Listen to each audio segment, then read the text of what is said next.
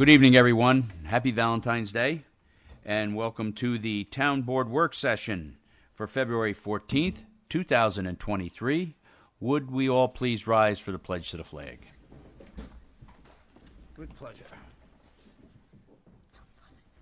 Luciana, you want to lead us in the pledge? Absolutely.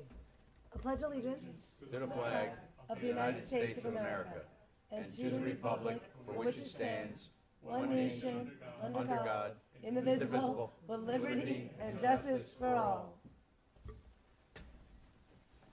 And if you'd all just remain standing for a moment of silence for all of our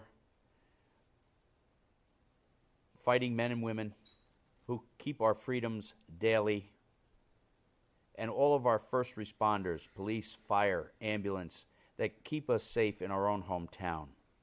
And please keep in your thoughts and prayers the Michigan State University shooting victims.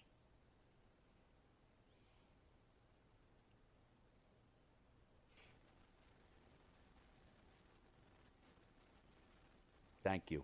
Amen.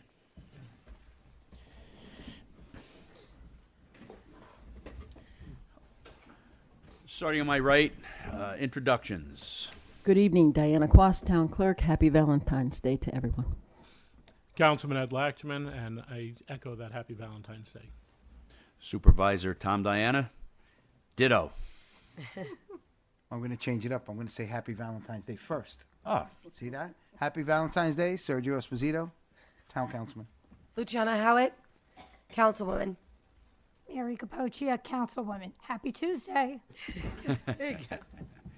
okay.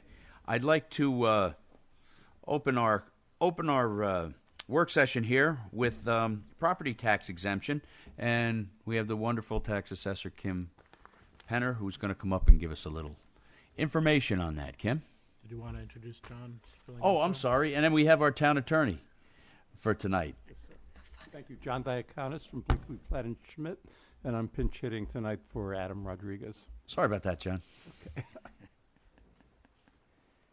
Okay, we're here to talk to you tonight about some changes in the New York State law regarding the seniors.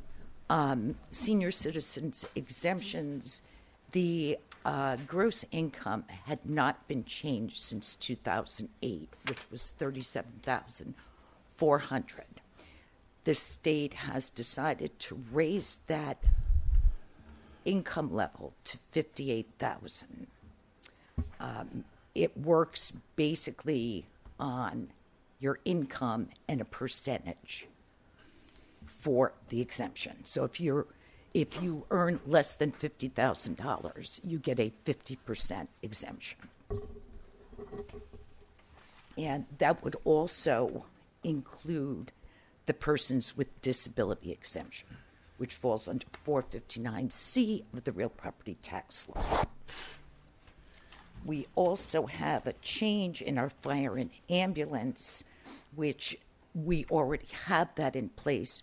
They're looking to change that from 5-year minimum volunteer to 2-year. That's years of service, Kim? Years of service, Okay. volunteer service. So that gets knocked down to 2 years of service before they... Right. Okay. From 5 to 2. Okay. Just looking at the board. Does anybody have any questions for any of that?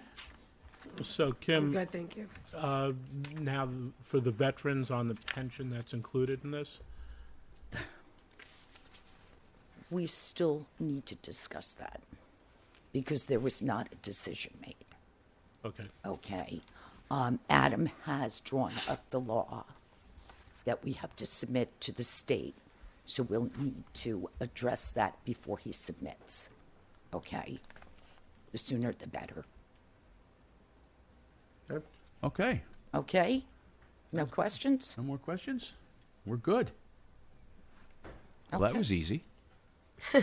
Everything's in place. That's it.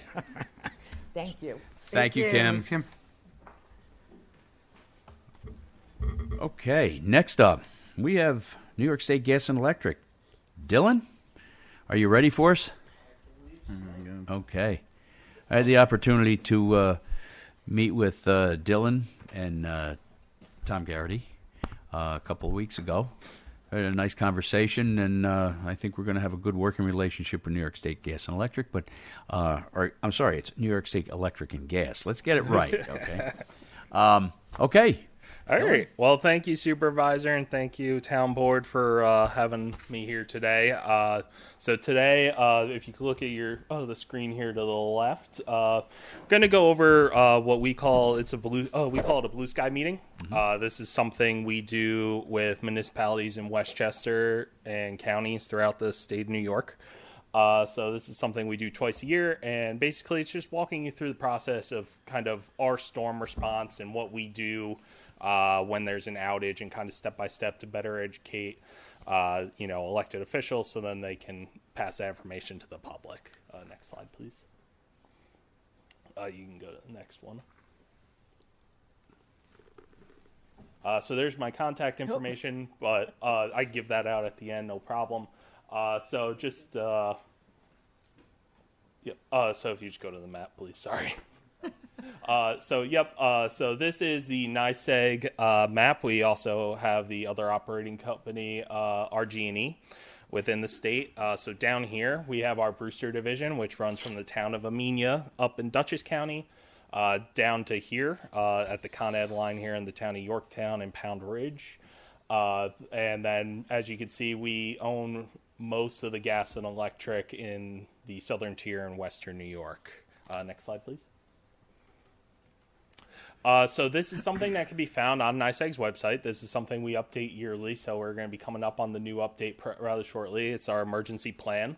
I won't bore anybody making anybody read the 97-page plan, but it is on our website if anybody would like some deep reading afterwards. Next slide, please. So to better understand, especially we had that storm about 2 weeks ago now where there was a decent amount of outages, just to give you an idea of what happens during a storm. So first and foremost, our priority is safety. For our men and women up on the lines, it is safety. For example, at the storm 2 weeks ago, there was a lot of places within our division where, we couldn't even get linemen up for about the first couple hours, just because the wind was so high and it was so dangerous for our crew members and trucks at risk of tipping over. So what do we do during that? We're doing what's called damage assessment. So if anybody is ever on our website and they see that term assessing, that is not just us putting a random term on the website. And, we are actually going out, we're checking the lines. During this last storm, the Brewster Division suffered over 30 broken poles. Which take anywhere between 3 to 6 hours to repair one pole. And that requires specialized equipment, which is, so there's only X amount of special diggers and things like that. And we actually, in one of the municipalities here, we actually had one where dynamite was required to reset a pole. So it takes a while. So with that restoration, first and foremost, anybody to the public, if you see a wire on the ground, please go around it. Do not go near it because it could be active. And if you go to the next slide, please. We work with, the town of Yorktown highway crew has been phenomenal partners to work with. We'll provide make safe crews where we'll partner with the highway department and they'll go and make sure the lines are safe and dead, so then the highway crews can go in and cut any trees that fell or anything and clear the roads to get emergency vehicles to go through. So in terms of power restoration hierarchy, I think most people, when they have an outage, they want to see a truck next to their house and, they see that and they think their power's coming back. So a lot needs to happen before that happens. So we start, from the biggest to the smallest. So we have to first check and make sure our largest transmission lines are safe and intact. And then we go to our substations, which are all over. There's a few here in the town of Yorktown. We make sure those substations are good. And then we go to the residential lines to make sure those are well. And then finally, your home gets generated with power. And so when we're doing that, and if you go to the next slide, please. So when we're doing that, we are focused on two things: getting the largest number of people back on as quickly as possible, and then getting the most critical facilities and life support equipment customers on first. So I'll talk about those two in a few minutes, but just to get an idea, so during most storms, Supervisor, as we mentioned to you in our meeting, I'll serve as the public liaison officer. For example, 2 weeks ago, Tom Garrity served as our local liaison, and he was in constant contact with you and your team while, I was triaging other hotspots within the outage issues. Next slide, please. So what can you do as elected officials? My biggest advice is we are constantly updating our social media during storms to provide updates such as warming shelters like we did 2 weeks ago, any dry ice bottled water information if need be, and things in that nature. So, recommend to people to go to @NYSE&G on Twitter or NYSEG on Facebook to get our updates, and feel free to share during that storm. Next slide, please.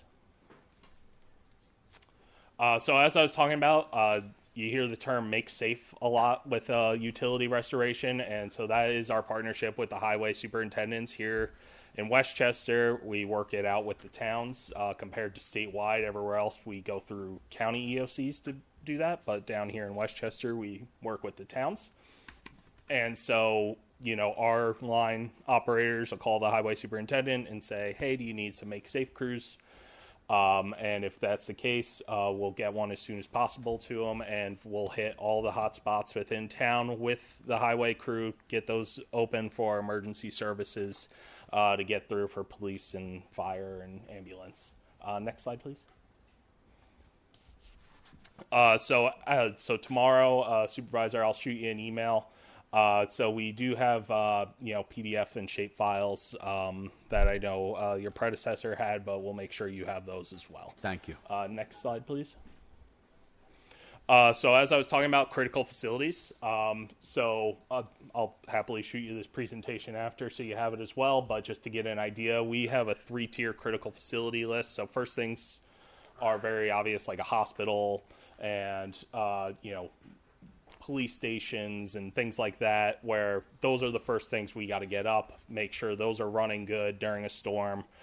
Then you get into your secondaries like nursing homes and elderly care facilities, and so those are our focus. So, there's some times where people, they want their power on. I don't blame them. I don't think anyone else can blame them, but we are trying to get these facilities up, vulnerable populations. And next slide, please. And, our life support equipment customers as well. So during a storm, what we actually do, and we do this through the towns down here in Westchester, is so twice a day we'll provide a critical facility report of any specialized things within your town that are out, like a wastewater treatment plant or anything in that nature. And then by the end of the day, we'll ask you after the 4 p.m. update to provide, top priorities. So then our crews can start lining those up if we can't get them to them that evening, to make them the first priorities the next day when our crews come back on. Next slide, please. So technically anybody can file a critical facilities request. It is a list that gets vetted every Monday by our team. We've had everything from a deli trying to claim their top tier critical facility during a storm and things like that. But we do work through. But if the town does open a new wastewater treatment plant or a hospital or something in that nature, or a nursing home, that can be added via the website, and that'll be put on the lists going forward. Next slide, please. I was also mentioning life support equipment customers. This is something our team does. So anytime we expect a longer than 24-hour interruption of power, we'll actually reach out to our list. This is a specific list that is worked out via doctors and patients. These are people on oxygen or any sort of electric life support equipment that they need. If that is the case, we may recommend to them, hey, may get a hotel or stay with family if possible. And if they aren't, that's something we keep a list of, and we'll work with local PD or sheriff's office to be checking in with them during the storm to make sure they have the supplies they need, keep track of their equipment and things like that if necessary, while we try to restore power. Next slide, please.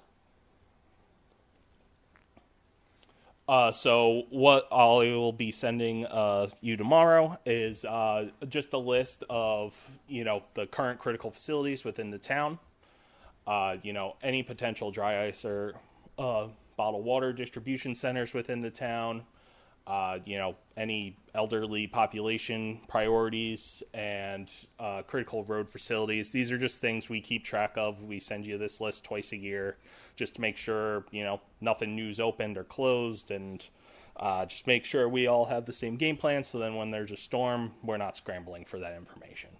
Next slide, please. So that is the end of the presentation. Happy to answer any questions. Thank you very much. I have 2 questions. Go ahead, Ed. So, first, how do our seniors, if there's a problem with life support equipment, how do they make sure they could get entered to that list? By asking their doctor, or does it have to? Is there any? Yeah. So these are very specific forms. There is a whole process. It's on our website that people could go look at, but this is something they have to work through their doctor. These are medical forms that medical groups send us directly. It's not forms that a customer can send to us. This is, medical professionals send this list to us and say these people need to be on this list. Okay. And then, I understand the structure and the tiering of how you go about things, but we've had some instances, and I think about the storm in December around Christmas time, where the global restoration times were moved, but not by a couple of hours, a couple of days. Is there any reason something like that happens? Sure. I could speak specifically to that storm, so that storm, what was happening was during that storm we had about 21 poles break, and what was happening was that weekend extremely cold, like the one 2 weeks ago. So the bedrock was making it very hard for our diggers to create the necessary holes to install the poles. So that was what was taking a lot of the hours. And then, there was also, we were doing our best to get everybody back on as quickly as possible during that storm. But it just... the ETRs aren't always perfect, hence the name estimated time of restoration. And, obviously we do understand the frustration when, if we say, hey, it'll be on by late night on the 23rd and it doesn't come on till the 25th, who doesn't get frustrated at that? I know I personally would as well. That's why we do our best to try to post the accurate ETRs, and that's why some customers may be frustrated when they see the term assessing. But sometimes, during a storm, that it's understandable. I mean, the Ed, were you done? Well, as soon as he's done. The amount of demand must be enormous, and I think we understand that. But I do have some constituents have been reaching out to me, and I'm sure the rest of the town board, on Route 132 by the firehouse. It is now more than a week that has passed, and there are several poles that are still down there. I'm sure the firehouse has power. There's some kind of temp line running across the grass or something like that. But it hasn't been fixed, and I understand the priority and the prioritization, and I think a firehouse is pretty important. And they are operating, right. So that's the good news. The bad news is the poles are hanging on the wire still. I mean, they're kind of snapped in half almost, right? They are, yeah. So what is the ETR on that? Yeah. So I'm more than happy to have a crew go look at that tomorrow morning. That would be fantastic. So, without seeing it or looking at it, there could be a variety of things going on there. it could be a piece of pole that is hanging that was removed during the storm because we do not own every wire on the pole. Right. You'll have Cablevision or Verizon or Comcast or whoever else attaches to the pole. That may be us needing them to attach. I'm not certain without seeing it. Yeah, and we're very understanding. Yeah. I mean, I'm not. No, absolutely. It's not a criticism. It's just if you could get somebody out there and get us an explanation, so this way we could turn around and say, listen, we're on it. We're working on it. I will have a crew look at you. it first thing tomorrow. Thank you. Dylan, let me just say something. We got a Yorktown fireman right here. He wants it fixed, okay? With regard to those 2 poles, I believe they're communication wires that are still left. So it's not you guys. You guys have the high wires, and they've been put in. I noticed the guys were working there day and night to get those 2 poles put in. I want to thank them for that. They actually, all your crews were very good. The communication that I had throughout this storm was second to none. I mean, your ETRs were almost spot on, and we had at one point in time 3,250 people out.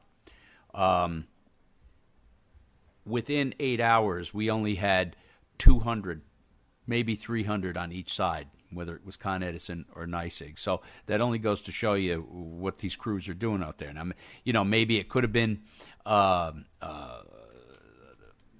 one wire down that they were able to repair relatively quickly, and it could have been a lot of wires, but they did a heck of a job out there, and I want to thank you and the crews out there from NYSEG who worked with us and with our highway department if necessary. As a matter of fact, I'm going to be giving you a call because I want to meet with you and my representative from Con Ed, and we want to talk about the Make Safe crews and where we can stage them and so on and so forth during a big storm. This was a fast mover. As fast as it came, it went, but it had a lasting effect. So most residents, I think, were pretty understanding. We were able to open up our warming center, and we were able to give some residents some relief if they needed it, even if they just had to come in and charge their telephones. And once again, a shout-out to our CERT team who took care of all that. Dylan, I have a few questions here from one of our residents, Miriam Messing. Miriam, thank you for your questions. And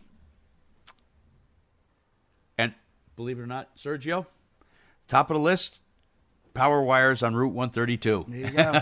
So the poles are hanging there very precariously towards the firehouse. Gotcha. But I believe, do you guys own every other pole or every pole, or how does that work generally? So typically, we own the majority of the poles, but there are some poles that are owned by Verizon. So what happens is there's something called an engine system. So if you ever seen like double poles, for example, within a town. Yeah. So what'll happen is we'll be the first ones to move our wires, and then we put it in this system called engines. Mm-hmm. And then it goes next wire on the list, so that's typically like your Comcast Cablevision. Mm-hmm. And then more than likely, typically Verizon is the last one on the pole, and then they are responsible for removing the pole.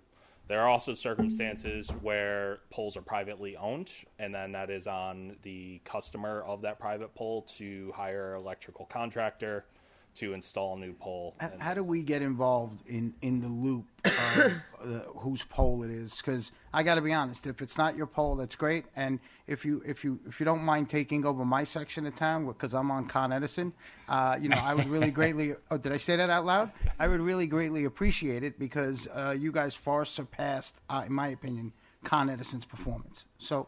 But how do we get in the loop? Because if I have to call Verizon, I'll call them tomorrow morning. I'll call them now. Yeah. Because the polls are like, you go take a look, and then it's ridiculous that it's like that, and it's dangerous. Yeah, no problem. So we'll go take a look, and if it's not us, we'll let the supervisor know, and then if it's someone else, we'll work with you to try to get that process going. Just because it's not our poll doesn't mean we won't help. Yeah, we'll also send an email to Verizon or Comcast or whoever it might be and say, hey, we heard from the town. It's not us. This is you guys. Would you go take a look at this poll as well? But let us take a look because it could be us. I don't know. Thank you. Yeah, they are precariously hanging there, but I did notice that either I'm guessing that it was the high line guys have them secured so that they shouldn't fall any further. Matter of fact, remind me, I'll show you a video somebody sent me of a pickup truck that was sitting in that parking lot. Just went out when the transformer came down. So anybody that doesn't see it, has never seen a transformer come down, it's pretty electrifying. Yeah. Resident has a couple more questions. I don't think you can help with this. What is happening with the investigation into ridiculous price increase and numerous billing errors? Why aren't the meters being actually read instead of an estimate each month? And now that the pandemic has subsided, that isn't your department, right? So I could speak partially to that to try to answer the customer's question on that. So in terms of the estimated bill reading, so that is something we are, kind of like a lot of people in industries right now. It is hard to hire people right now. We are working on that within our call center. We've recently hired about 150 new people. Including we are working on getting remote setup so we can access more of a hiring pool across the state to cut down wait times for customers on the phone. And then, that also pairs with we are doing our AMI smart meter installation this year. We're actually going to be starting next month in this division, and it'll go to probably the end of summer, early fall. Where we're going to be removing the current meters and installing smart metering, so that will eliminate the estimated bill reading. In terms of the higher pricing, I believe that customer is referring to the supply pricing. So that is something NYSEG does not control. That is something we can only purchase at market based on state regulation. And we do not have the option. We do not make a cent on that. We do not make $1 on that. So a person's bill is broken up into two things. One is the delivery. That is negotiated with the Public Service Commission every 3 to 4 years. We're currently on the end stages of a negotiation right now with them for the next few years. And the supply side is at market. Right now, that market, due to many factors ranging from the closure of Indian Point to the war in Ukraine and factors in between, right now, I believe the supply cost is about 21 cents. Normally, it can range from 6 cents to 11 cents normally. That customer does have an option to go into an ESCO, which is a independent company in contract where they can do things like that. But that is something they'd have to research on their own. I couldn't recommend one, but they do have the option to go out into the marketplace and find a contract for a price that works for them. All right, thank you. And some of these questions I know you're probably not going to be able to answer. I don't know if anybody could. But this one here, how is New York State Gas and Electric and Gas going to prevent downed trees and power wires in the future? What is the maintenance and repair plan for these aging electric poles and wires, and when are they going to trim the trees and tidy up the power wires on Route 132? Another 132 question.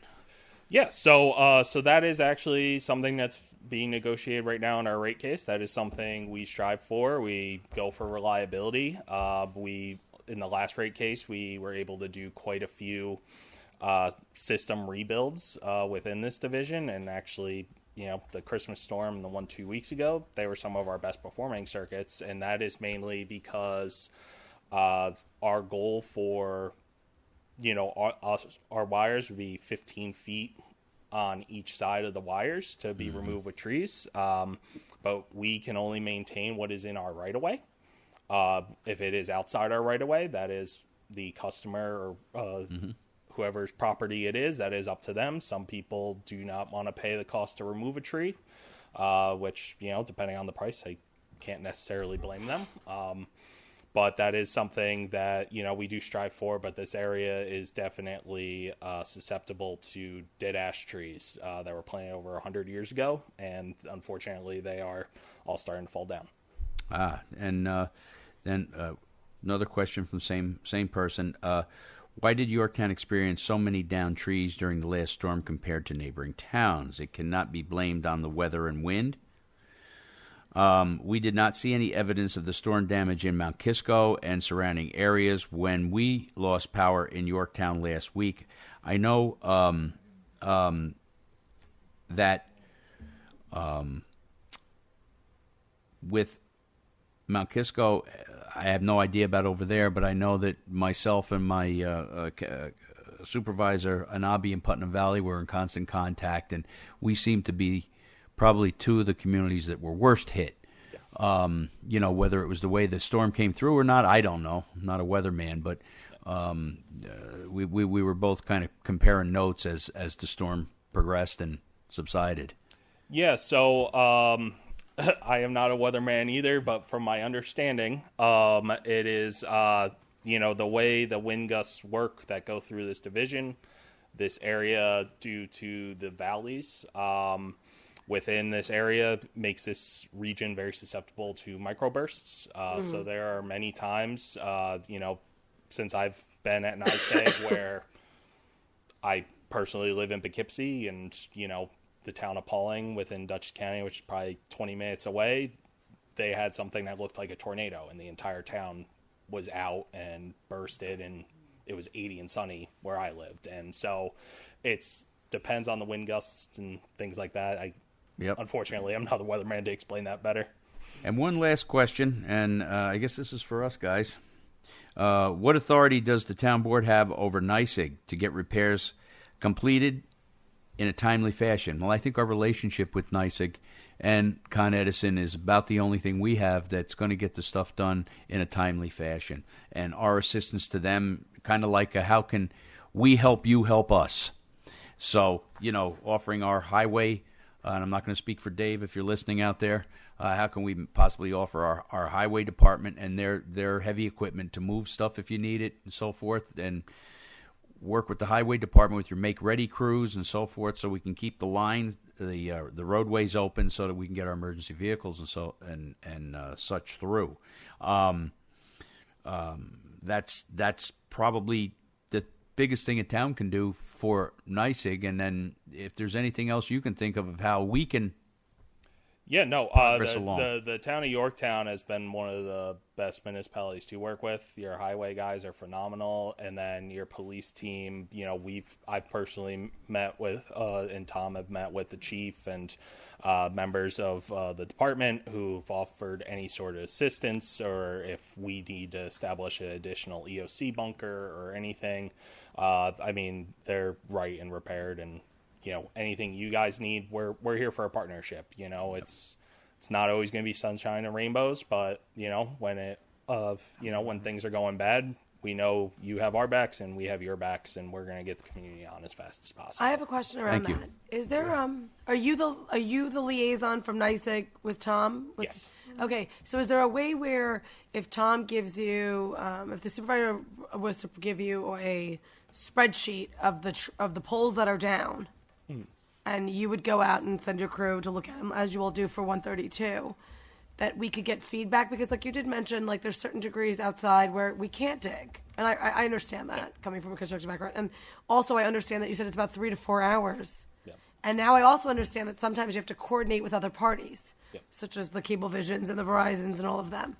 So I'm just curious if you'd be open to kind of, as we find these poles that are down, responding so that we can say, on 202, that one's going to take a day. On 132, that's going to take 7 hours. But it's on our list. It's on our radar.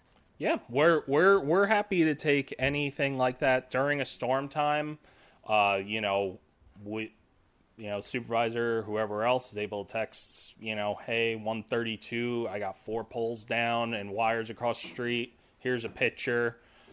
Just give me the road. Please don't go near the wires in case they're active, but just take a picture from your car and, send that to me and tell me where the location is. I can give that to my wires down team to create a ticket, so then it's immediately. And then maybe what we can do is, being that we could put it into a spreadsheet, we can go back and say, hey, Dylan, we went through these 3 trees. In this hour, it's been 4 hours. Where are we with these 3 trees? But now I have 2 more for you. Yep. So during that, that process where we send the critical facilities and everything as well, 6 p.m. of every day of a storm day, we do here in Westchester, we go to the supervisors and we say, hey, what are your top 5 priorities for the next morning?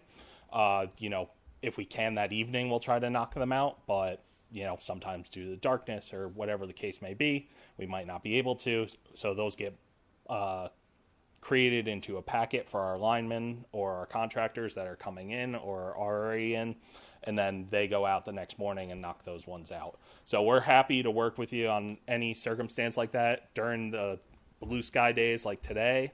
If you see a pole leaning, if a wire sagging, whatever the case may be, let us know. Double pole issue. That's what I'm here for. No, I was looking at your website, so I was wondering, like, as a supervisor, where he would go to say, like, I'm uploading my. Oh no! He would just come straight to you. You just No, send that's it what to I'm me, or I would designate someone within a storm. Like last storm, Tom Garrity worked with the supervisor. Tom Garrity would reach out and say, "Hey, what do you need? Where's things down? Happy to keep track for you." And No, I mean, obviously, our community will be able to see what's being repaired and what's not. But it's always good to know that not only did we contact you guys, but the supervisor was allowed to follow up on it and then double check and triple check. And if it's not done, it's not because it went unlocked. No, So absolutely. that's just my thing is just to get everyone to understand that we want to do it. So I didn't know if you had that partnership. So Yeah, we're more than happy to work something out that works for you guys and works for us. We'll figure it out. I don't like Excel, so I'm just letting you know. just a quick question to enlighten our folks out there. What is the capability of the bucket trucks? When do the guys like not to fly? Okay, that's the. Yeah, so our safety range comes in at about 35 to 40 mile per hour winds, just because those trucks are top heavy and they have a significant risk for falling in those circumstances. This past storm, we also are running into the issue of a lot of our equipment was freezing over due to the temperatures. Yeah. So, it was working on both of those. And so typically when those winds are going, that's when we're out trying to do as much make safe as possible to try to knock that out of the way. So then as soon as the winds die out, we can put people back up and get people restored as fast as possible. This past storm 2 weeks ago, I think this division had over 20,000 people out. Mm-hmm. And, we got them on as quickly as we could. You guys did a good job. Mary? I'm good. You're good? Yep. Nothing? Not even a generator that wouldn't start or anything like that? She had plenty of that. Problem. Okay, Dylan, thank you so much. Anybody else have anything further they want to add? Dylan, I have your presentation downloaded already, so you don't have to send that. We'll post it. Fantastic. Thank you so much. You could email Say it hello to Tom for Diane, me. if you could send me an email. Just one thing before we move on to the next topic. We should probably contact Dan Welsh, because at least to address one of the issues, the issue of cost. That was the whole presentation we had with Sustainable Westchester. And you know what? We may, if people want to be part of that, they can. You could opt out. It's just another option for our folks here in Yorktown. So maybe we should bring them back in and have a presentation, and pick that back up. Yeah, it's not a bad idea. Another tool in the toolbox. I think we need to bring him in and talk with him a little bit, because a lot of the questions I've had with that particular scenario was that a lot of the people felt that government was getting involved in what they want to do. And my feeling on that was we should be able to opt in, not have to opt out. So maybe we could ask him about that's a question that I have for him. And I understand their business model, that they want to get as many people in this consortium, so to speak, as possible, so that hopefully it'll bring the prices down. But other people have different ideas about that. So I want to see if that's an option, rather than being forced to opt in or being signed up and then have to opt out. No, I think that's a valid question. Yeah. But if you compare the rates are significantly lower. So, we bring them in. I say it's a good thing to start out with. Let's bring them in. Let's have a conversation with them. And if it doesn't work, it doesn't work. If it works, it works. And we'll see where it goes. Right? That's all. All right. John Bell from the Grange. How are you, John? Doing fine. That's good. That's another jewel in the town of Yorktown that's sometimes forgotten about by folks, I think. Well, we want people to know about us. Give us an update. All right. Well, I'm here to speak about some events that the Grange is doing in March, and there's really two of them. And the first is on March 11th, a Saturday. We're having the Homeschooling Intensive, which is a day of workshops and classes on things like gardening, seed starting, canning, bike repair, emergency preparation, and the like.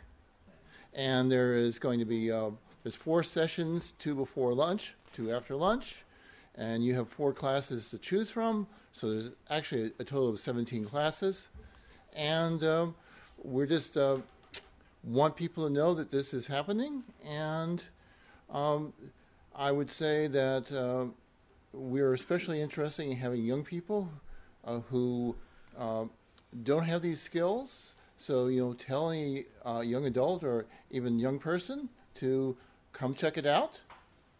And to do that, you can go to the YorktownGrange.org, and you can take the links to our registration website. Or if you see one of our flyers, we have a QR code that you can use your camera to go to the registration site. Very good. And as I said, we're looking forward because we feel this is a service to the community. Mm-hmm. John, what is the cost of that? Okay, for a single class, it's $30. For the whole day, it's $110. And then we also, you can bring your lunch, or we have lunches available for sale.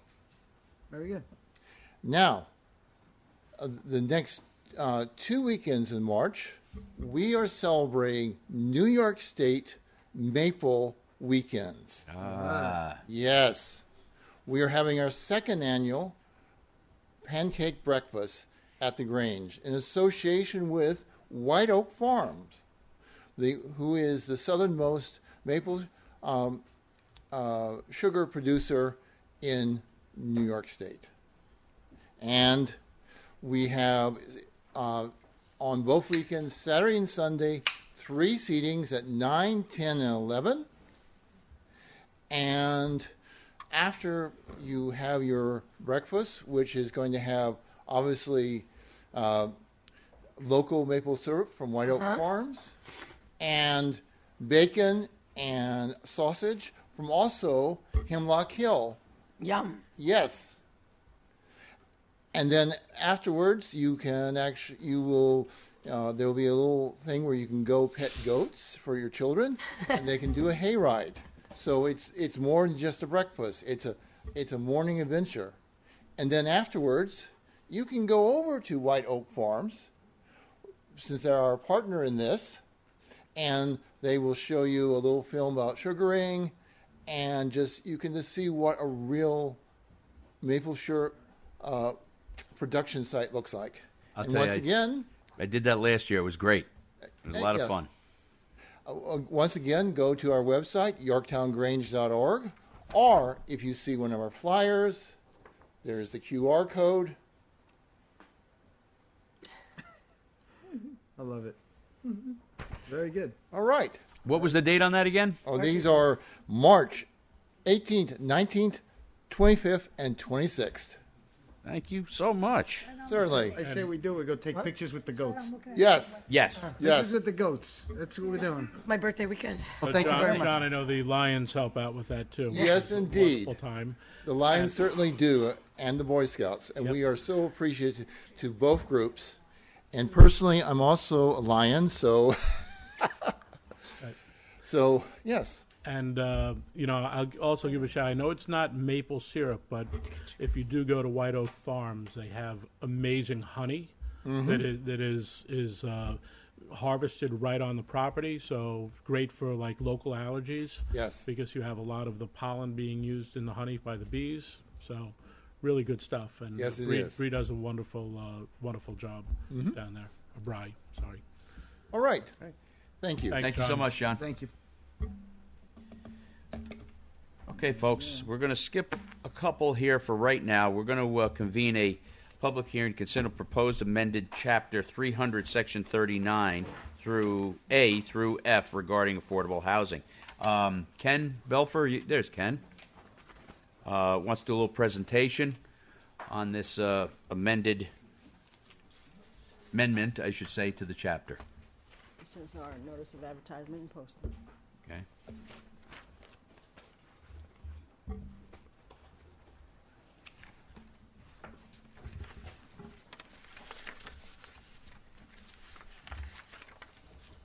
Caught me off guard because I thought we weren't up yet. Glad you came early. I don't have the laptop turned on and ready, but it should happen in a moment.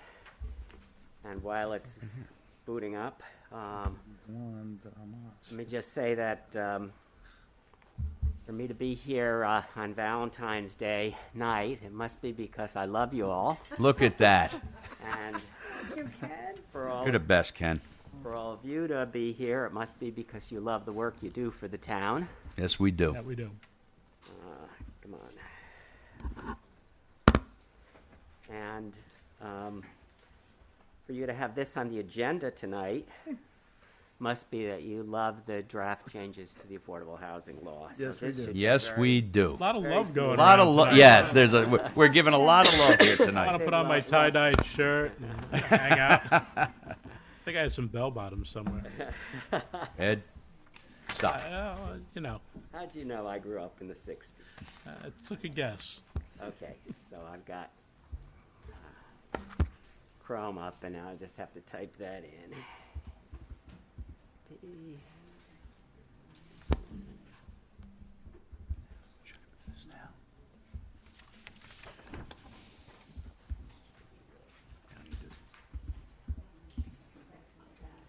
Let's see, it's 10.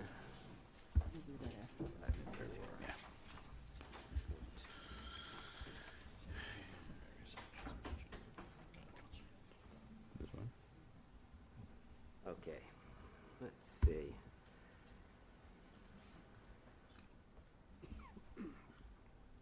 If we get in, I haven't yet.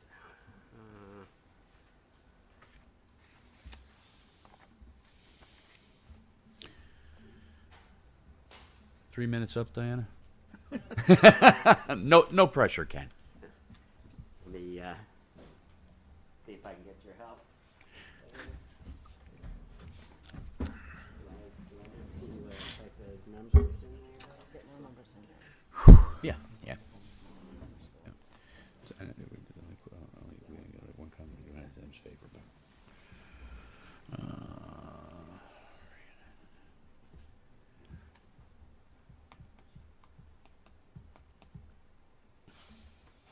Sarah, while we're waiting, great job on the cereal bowl.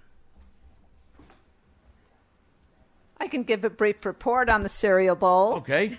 Our grand total as of Sunday, Super Bowl Sunday, was 1,035 Yeah. boxes of cereal. We made it. Thank you to the Thank you. library for their Thank you. assistance back there. Yep, library, Lions Club, ShopRite, lots of Grace Lutheran Church, and members of the community coming together. So thank you very much. Good job. Hey, Sarah, I don't want the Grange to take anything away from your repair cafe, though, okay? Home skills.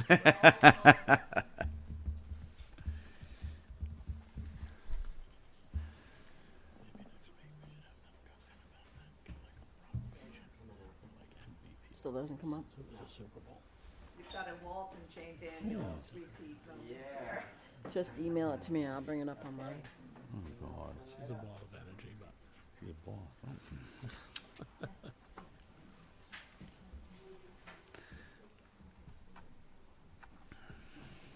John, you've had a chance to look over the law? I did, yes. Okay.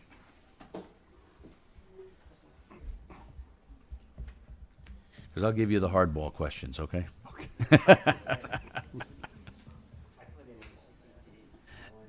It didn't come up. Who do we have that would be quick next? Let's see. Nothing like technology when it works, and when it doesn't. That's it. All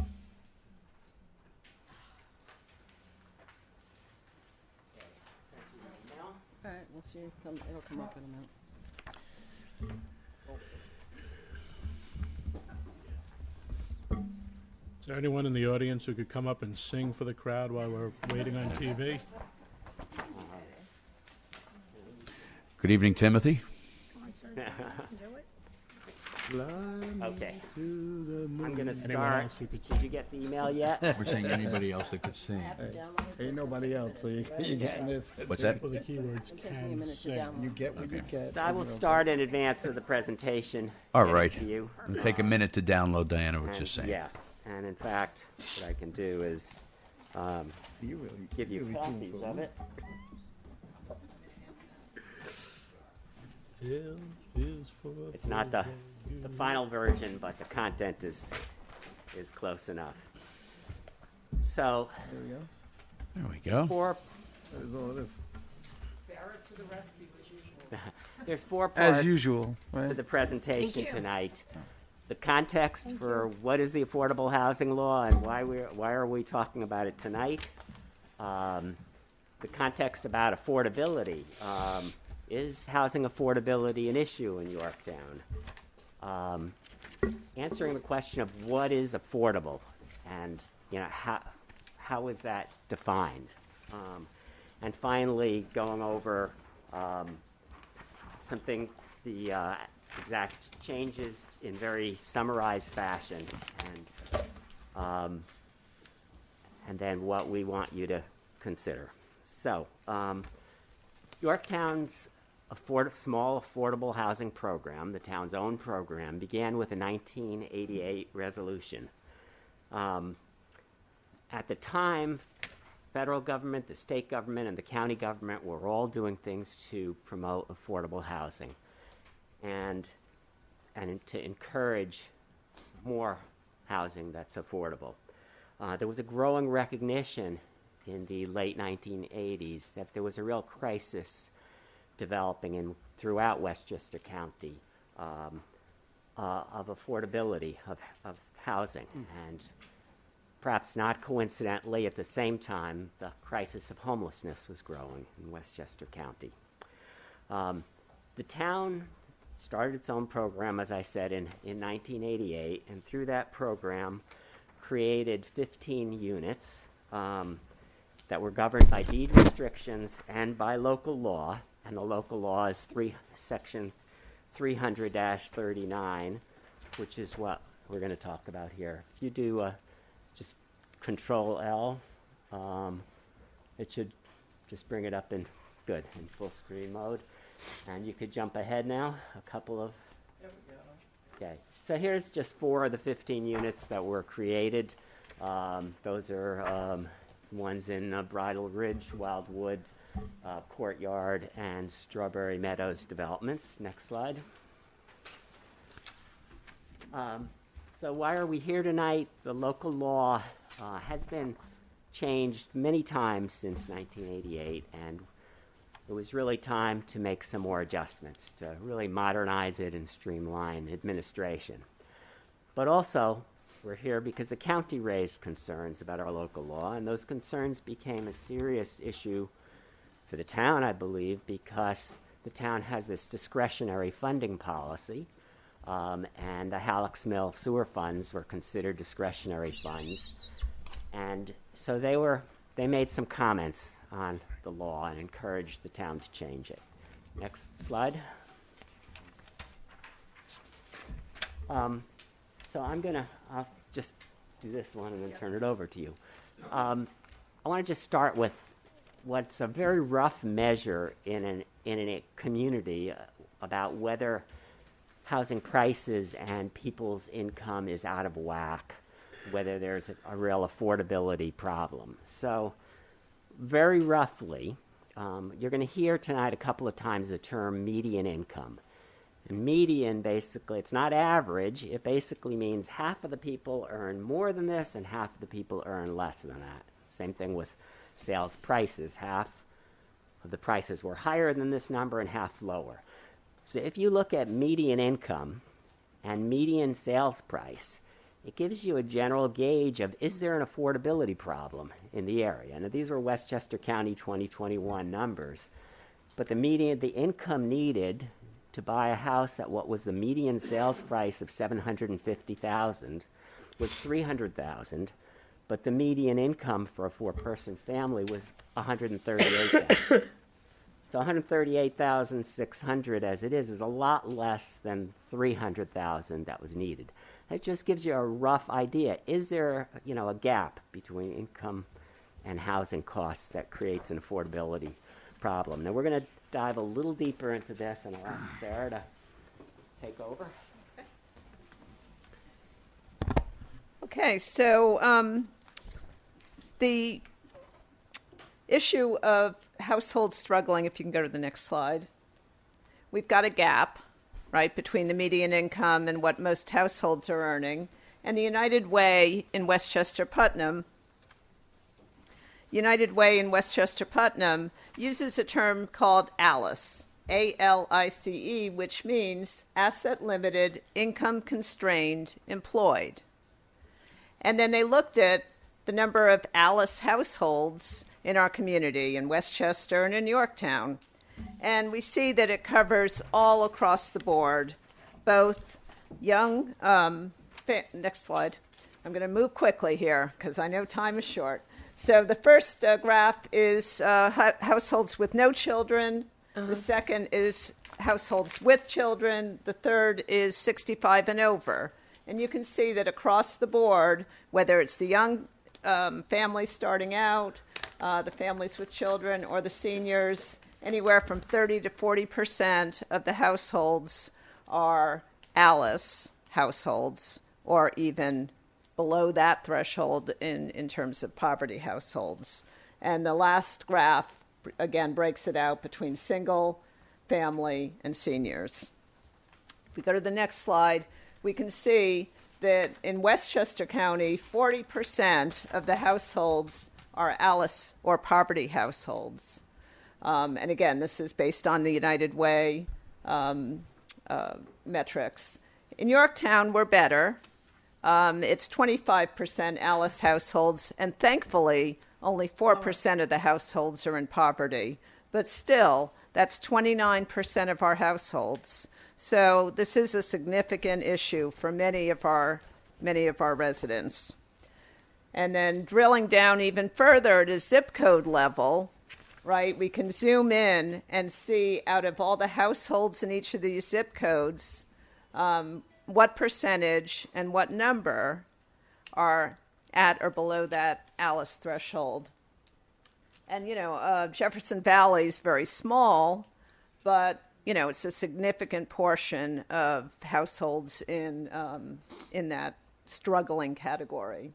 And really across the board, right, an overall average, again, you're coming into that 26% level. It's a little different, the numbers, because these are zip codes, which sometimes go outside the Yorktown boundaries.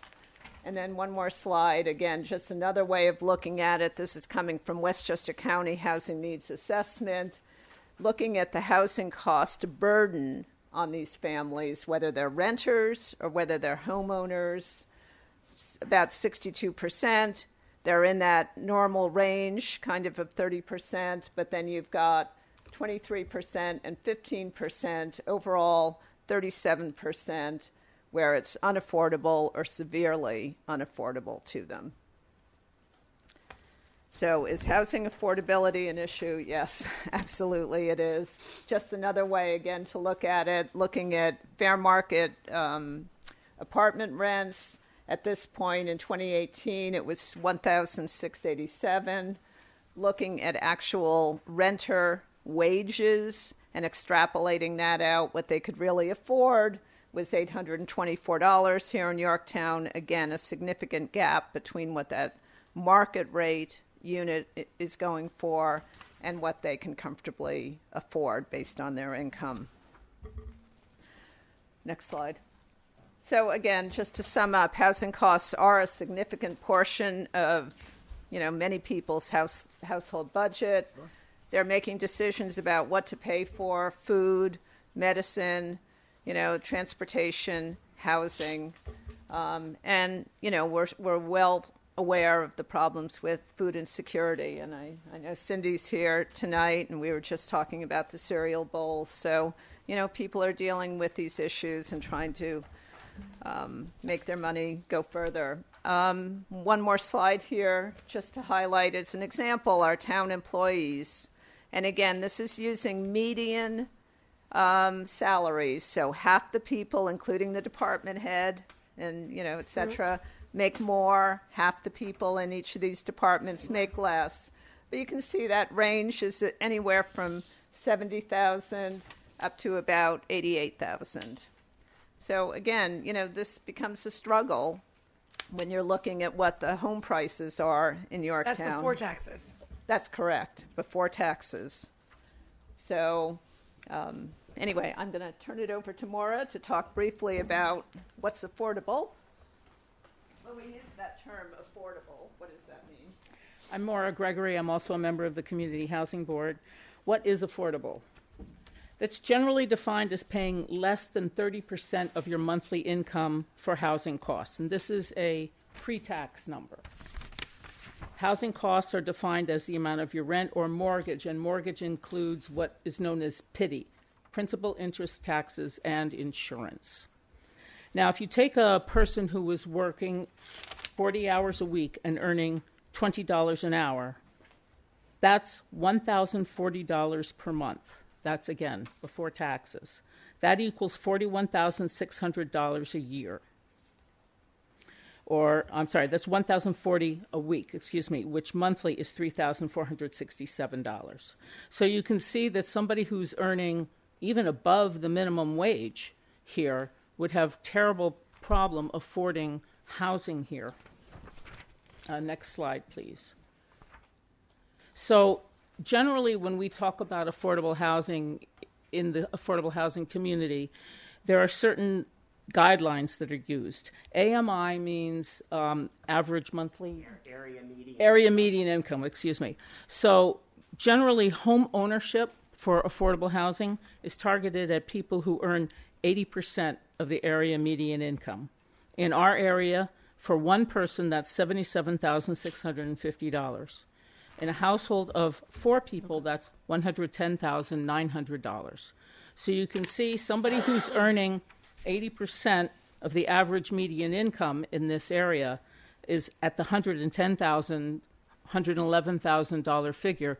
Think back to the numbers that Ken gave you about what you would have to earn in order to buy a house at the median price. You would have to earn $300,000 a year. Renters, generally the target area median income, area median income is 60%. That's usually what we target for renters. For a household of one person, $58,250. For a household of 4 people, $83,200. Again, folks earning that kind of income in our area are not going to be able to afford very much housing that is available on the market. Next slide, please. So you maybe have heard of lotteries for certain affordable housing developments that are done as completely affordable housing. Who wins those housing lotteries? Well, if you look at Keir Street here in downtown Yorktown, which is an all affordable housing development, not part of our program. It was made by a developer who was just building affordable housing. 5 out of those 12 apartments were rented by residents who came from a Yorktown zip code. So you can see this really was serving a Yorktown need. The Muse in Somers, which is not far over our border, on Route 6, 15 out of the 75 senior apartments, 20% of them, were rented by residents from Yorktown zip codes. So you can see that Yorktown is not keeping our own residents because we don't have enough housing for them. And I would add, it's Valentine's Day. Some say all you need is love. I say you also need a home. Back to you, Ken. Okay, so now we're getting to the last part. Thank goodness. So I don't want to be standing in your way of getting home to your loved ones. But what are we asking you to consider? So first of all, we want to modernize the affordable housing law. You can go right to the next slide, because I want to just jump right into the reasons in summary fashion for the specific changes to the law. The first two sections, 39A and 39B, the reason is to clarify that the law applies to the town program. It doesn't apply to Kear Street, which is governed by other regulations, state and federal, but it applies to the town program. And to eliminate this August 17th, 1994 cutoff that was in the prior version of the law, and that's one of the things that the County of Westchester objected to. These changes do not create a single new unit of affordable housing, for anybody who's getting nervous about that. However, they no longer preclude in the law your having any additional units. So that is the difference there. D3 and D5 are basically complying with fair housing requirements, one of them being the lottery system. And we showed you the illustration about Kear Street, partly to show what are the results when you hold a lottery. Is it people only from far away get the units and nobody from Yorktown does? Or do you probably wind up with a distribution that might be similar to just market rate housing, where when housing is being rented or sold, people come from all around, but also from the community for it. So, and the Somers example is we're really exporting our need for our residents in need of affordable housing, and that was a senior development, are having to look elsewhere because there isn't enough of a supply here for them to remain. E2B, 4B, and 4E are basically to ensure that affordability for a wide range of households. If you limit it too much, you have a problem. If you say only the person at the maximum income, we're going to price something so that only the person at the maximum income for eligibility can afford it, you're really making it hard for anybody else to get that housing. So you need to have a range anytime you're marketing something of people who will be able to obtain it. Next slide. E4C, we standardize the minimum unit size, and that's just simply conforming to what's done throughout the county. And the last change is in E8 and F1A, clarify the applicability of the law and enable flexibility in administration of it. Enable the town board to say, as some other communities have done, if you ever wanted somebody else rather than the housing board to administer it, you could do that. And that's basically the flexibility that's built in there. Okay, so that's the first piece, asking you to make the changes to the current affordable housing law. As long as we're on the topic of affordable housing, we're going to throw out a couple of other things that we think are relevant to the issue. And these are things that aren't new to Yorktown. This one, anyway, was done previously, which is having the planning board and town board include housing needs when considering housing development proposals. And that was built into the original 1988 resolution, really making it a town policy and beyond. And part of housing needs, part of it is need for affordability. Next slide. And taking it to a little more detailed level, and this comes right out of the town's comprehensive plan. It should clearly be policy, and is in the comprehensive plan, to have a diverse housing stock. And what do we mean by a diverse housing stock? Because often I hear developers come and they say, oh, the units are going to be luxury units or high-end units.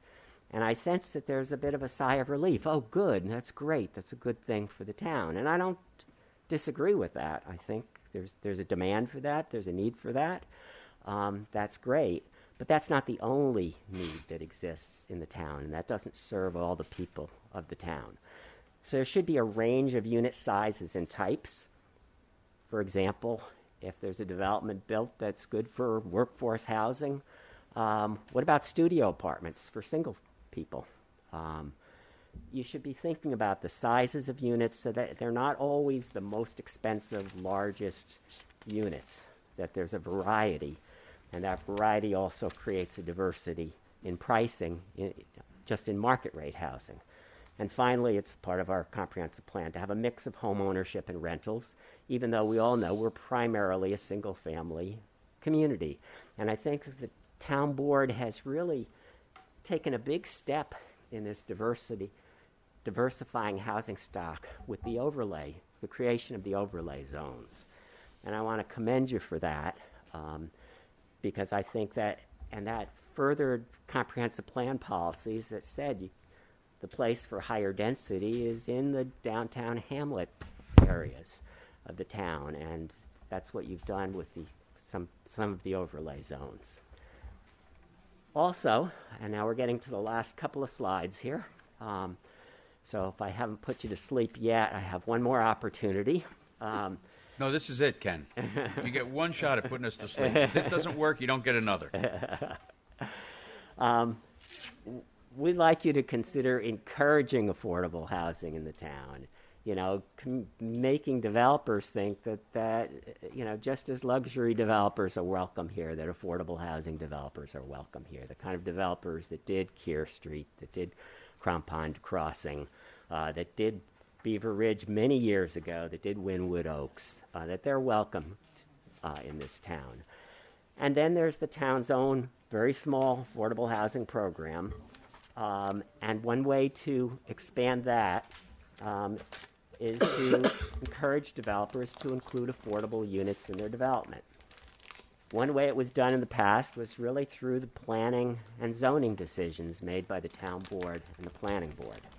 And I won't go into the mechanisms for that, but it's something that's within your power to do. And second is a set-aside law, which I know you have not wanted to have in the recent past.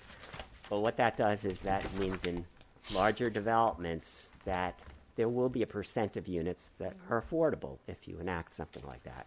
Could be whatever percent you choose or think is right given the market conditions, whether it's 10%, which is a standard number, or 5% or whatever. But having that would create affordable housing in whatever locations within the town are having developments of a size of, let's say, 20 units or larger. Next slide. And that's it. It's thanking you for considering making the changes to the affordable housing law with this public hearing, and for allowing us to present to you on affordable housing needs in the town of Yorktown. You're welcome, Ken. Thanks, Thank Ken. you. Thank you. And thank you for the slides. It worked out well. Open to any questions. Okay, I just want to get John Tegeter up to give us another little overview on the planning's version of affordable housing. JT? I don't have a PowerPoint. I'm sorry. It's all right, man. The new haircut is You love it, don't you? absolutely It's good. Yeah, It's good. so that's all you need. I wanted to stay home tonight, but really not a lot to add.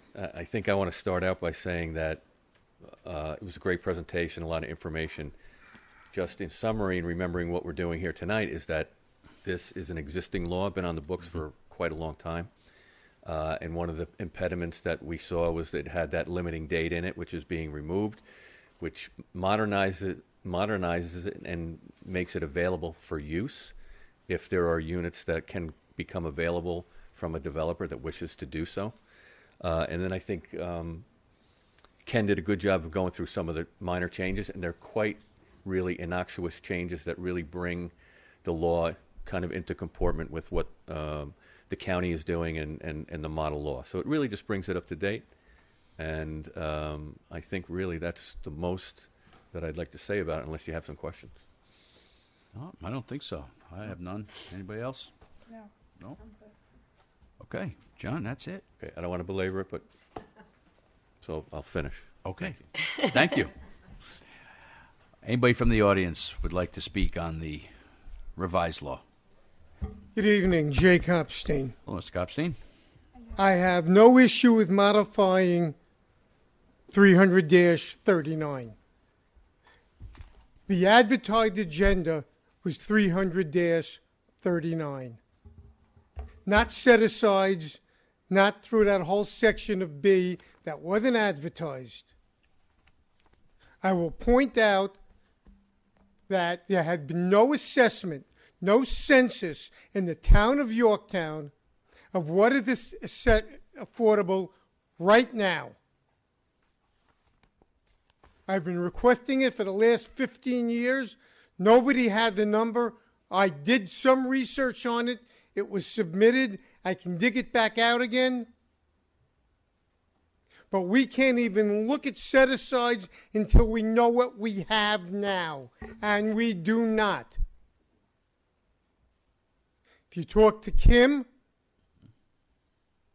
you'll get some number. If you talk to Ken, you get other numbers. You talk to John Landy, you'll get a third set of numbers. Some of those numbers are not included. Question is why? So I would urge the board, before they even think about a set-aside or anything like it, to do a comprehensive assessment on what we have existing in the town right now. Thank you. Thank you, Mr. Copstein. Do we have anybody else who would like to speak on the revisions on the law? Mr. Strauss. Right, I know.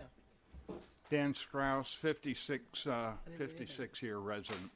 I agree 100% with Mr. Copstein. I've said it before at some of these meetings. There's no definitive answer to what he was alluding to, the number of units. Absolutely none. I also would dispute a slide that was put up. I'm not disputing that $750,000 is the going price for a house in Yorktown, generally. Maybe an average price? I don't know what that was. Was that average or median? Or Median, I think there was... medium. Oh, only in Westchester. So we're in Yorktown. So you give me what the price of median or medium or whatever that number is of a price in Yorktown.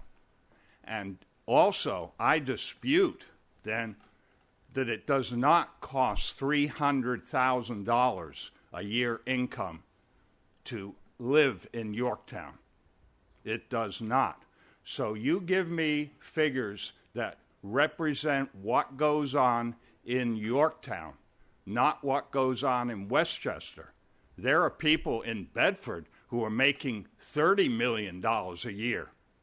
So don't include them in what goes on in Yorktown. I've always felt, personally, that if you can afford to live somewhere, that's where you can live. And in event you can't afford to, even seniors, because a lot has been said about seniors over the years since I've been following it. I sit at breakfast with a group of seniors now who live in Yorktown, and I don't think they make $200,000 a year, but they live in houses. You tell me who are the people who can't afford to live in Yorktown. And again, if you can't afford to live here, then as far as I'm concerned, you should move or do not attempt to live here. That's my opinion. There are people who are making ends meet by working 3 and 4 jobs in the town of Yorktown. And so you're going to say, and you did not include on those statistics, police department. I know that you're looking for the housing that involves town workers. That kind of, I can't think of the term right now. But let's put it this way. If in Chappaqua people are making $500,000, then to have workforce housing, that's the term, workforce housing, I'll go with that in Chappaqua. But in Yorktown, people are struggling to make $130,000 a year. So if a town worker is making $100,000, why should you have workforce housing? That's just my opinion on that one. And maybe I've run out of things to say, and I hope I made it clear, because a lot of people say I don't make it clear. And if I haven't made it clear, let me know. Thank you. Thanks, Clear as a bell. I think it's pretty clear. Do we have anybody else that'd like to? Sure. I just want to say that the Housing Board would be quite happy to provide to work on a report and provide it to the town on this, just on an analysis of Yorktown housing prices, affordability levels, incomes. Some of that there was data specific to Yorktown in this report, but we'd be quite happy to work on providing more information in the future. Thank you, Ken. Yeah, I mean, I've always been under the impression that, we have a considerable amount of affordable housing in Yorktown relative to other communities, but I don't know if that's true enough. And to their point, I just don't know. I mean, and why we don't have a number? It's a mystery to me. So if we could get the appropriate people together and get a realistic number that everybody could agree on, that we could depend on as well, I think that would be, ideal. Let's wait until everybody's done. Everybody to agree on it is. Okay, if you want to say something, step up to the mic. You want to step up to the mic because they couldn't hear you. Let's let this is a public hearing at this point. I just commented that you said something about getting everybody to agree on. Facts are facts, okay? Getting everybody to agree on a set of facts in this country right now is just insane. I think those two gentlemen probably would not agree with anything that we say, but we will look for the facts. Thank you. Anybody else from the audience like to get up and say anything about the tweaks on the affordable housing law? Okay. Can I make a comment? Well, we should close. We're going to close it first. Huh? Yeah. If there are no further discussion, I think we should close the public hearing. Motion to close. Do I have a second? Second. All in favor? Aye. Any opposed? Motion carries. Okay. Any I'd comments wanted to from make the board? one. Just, I want to make sure, and I know that Mr. Tegeter and I think Mr. Belfour both alluded to the fact that this is just about those changes to the law. I know the presentation went a little above and beyond as recommendations and suggestions, which are always appreciated, but we are only considering the change of the law right now. So, just a quick comment. I'm not asking for everybody in the country to come into an agreement. What I did say is the appropriate people, meaning like a building department, and working with those people that actually have data that's accurate in Yorktown. So I understand your comment, but I think you misrepresented what I said. Maybe I misunderstood. Luciana? I just want to point out that I know that Ken, you and John and the supervisor have worked on these changes, and we've gotten them as close as possible to what's acceptable with Westchester County, and we're following the trends. I think affordable housing or affordability itself is definitely a topic, but I just want to highlight and know that, Jay, from what I've gotten from the attorney, there are no set-asides in this existing law. You're 100% correct. What was in the public hearing is simply that 300-39. That is it. We were just talking about others. Their presentation was about understanding the bigger picture of what affordable housing is trying to achieve. So I just want to make sure that you know that. And as far as Dan, I believe that people need homes, right? We need shelter and care, and I like to support those. And I know that, under the wisdom of what Cindy does for the food security, there are people that I feel sometimes are working 3, 4, 5 jobs and can't even get to the pantry to get their stuff. And I've heard that throughout the schools.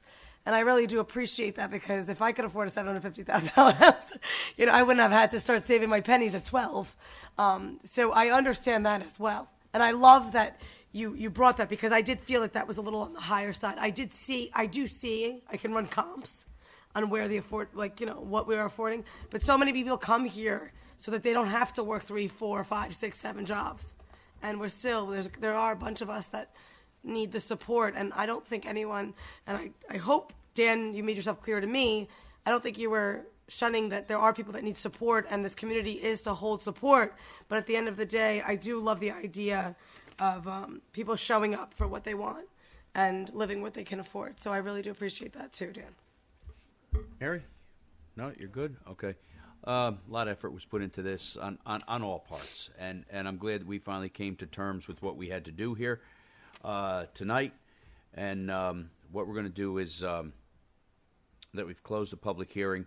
We're going to give everybody a chance to digest what's in these laws and compare them, and we'll vote on it next week. This way here we get a good. We heard you folks. We thank you for your comments, and we'll digest what's in the laws. Not that many of us haven't already, but we'll really get it down and we'll vote on it next week. But we want to thank you for your diligence. I want to thank the board for their diligence in doing this, and John, thank you and your colleague for his all his input. He did a very good job of doing this law, because I don't know of any other town, to be honest with you, that has the flexibility that you're going to have with respect to affordable housing. Yeah. So it's a good job. Thank you so much. Okie dokie. Okay, so that's it. Okay. Brian, competitive karting. Okay. Diana, do you have the thing? Because Maura's not. Good evening. Good evening. How are you? Thank you. You're welcome. Congratulations, Mary. Thank you, Brian. I think this should be a slide. Yeah, hold on. I'm gonna send it to you now, Diana. Diana, I think Dan sent it also. Right there.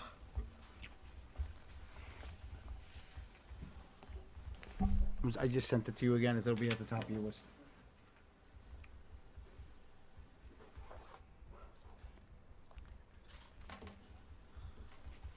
How are you, sir? Good, sir. Sergio? Brian, how are you? Doing well, sir. Thank you. Yourself? Standing upright, right? Yeah.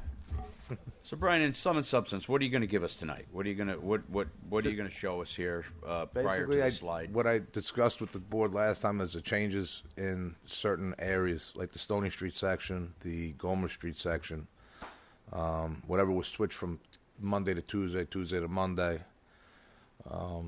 There are some other changes. I can show you better on the map. Okay. It's not drastic. It's not like half the town is getting switched. It's just certain areas from London Street and Gomer to Route 6.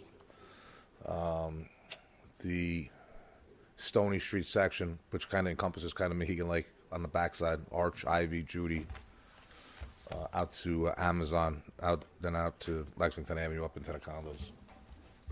What I did is what the board kind of asked. Graphed it, showed the outlay of the maps. We overlaid it on the town map, which I got to tell you, the girl in Dan's office is a great girl. She knows extremely knowledgeable on computers. Their stuff. Yeah. Here's the map. I color-coded it towards the actual days. At the bottom of the map, you'll see that the actual days are color-coded so that anybody can actually go on the town website. I believe they're going to post it Friday. Phil will better be able to answer that. And then we'll get the appropriate information out to the public where the changes were made. How are we going to do that, Brian? What are the... We're going to do actually hangers. Because I'll have to we'll follow the routes, and those certain markets will or areas will get tagged personally from us. And then however you guys, I think Sergio and I discussed some we could do social media. Social media, and I think you're saying what you had. Is there any way that can get reduced? And Brian, about how many houses will be affected? Well. So give us a is it like 100% of the town, 50% of the town, a third of the town? It's probably about 4,000 residents. Okay. But not taking out Jefferson Village, because Jefferson Village has. It's on its own. It's a couple thousand residents. I don't know. Susan could probably tell you better how many more residents are there than me. The only thing with Jefferson Village is it's a matter of just contacting the management companies and switching the days. Mm-hmm. And so we're changing. Can we reduce both, that anymore? We're changing both garbage. No, this is strictly recycle. Only problem we had was No, recycling. I know it's recyclables. I just want to make sure that 100% you're telling everybody recycled. It's recycling only. Okay. Correct. That's all. That's all she could get with what she has. That's all you can reduce it. Sorry. Want us to move up or down? We Yeah, can do that. if you want to do that, I can Yeah, you point. might be able to If pinch you want me it. to do that, What do you need pinch to do? it? The top of the mat? It won't let me. Yours is different than what Dan said, and you want to try the other one? it's not letting me up. Top of the mat? Yeah, I can't get to the top of the map either. I have to zoom out of it. Do you have a map with you? Because he did it on the map. No, but Not I I can she, get one. I mean, Do you have tried. I have a Diana? map. Do you have Adobe Acrobat or Reader on your? Because if you could, what you could do is you could actually download it Yeah, I tried that. and then right click and open with, and then it'll give you the Adobe option, and then there you'll have like a 50% reduction. Yeah, that's what I had to do. Still downloading it. It's a very large file. Sergio knows computers. I have a map of my office, but I don't see the easel anymore. Is that? It's there. Is it there? And you could always hold it up. I mean, I'm sure Dan could probably print one out downstairs. I think he's listening. I got it. Jenna, would you mind Probably bring running it up up and right getting now. that map? It's in the closet, the coat closet, The overlay of the far closet. You want me Towards to try the to window. Hold on. Let me try to connect that It's because I rolled got. up No, because you'll throw me off. right under the shelf. Yes, Dan. Dan, do you have You're not going to be able to fit it No, on one you- screen. You won't see it if it's so small. they can't make the right size. Doesn't So pixelate Brian, correctly.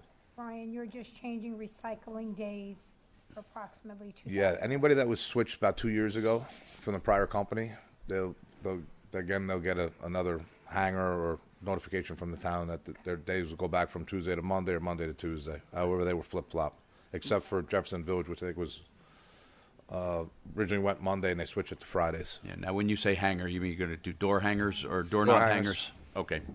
And this is going to make you more efficient, so this way we could get on schedule because 100%. we need to 100%. get there. We need to be. Well, the other thing is, I was asked, and we're going to do it.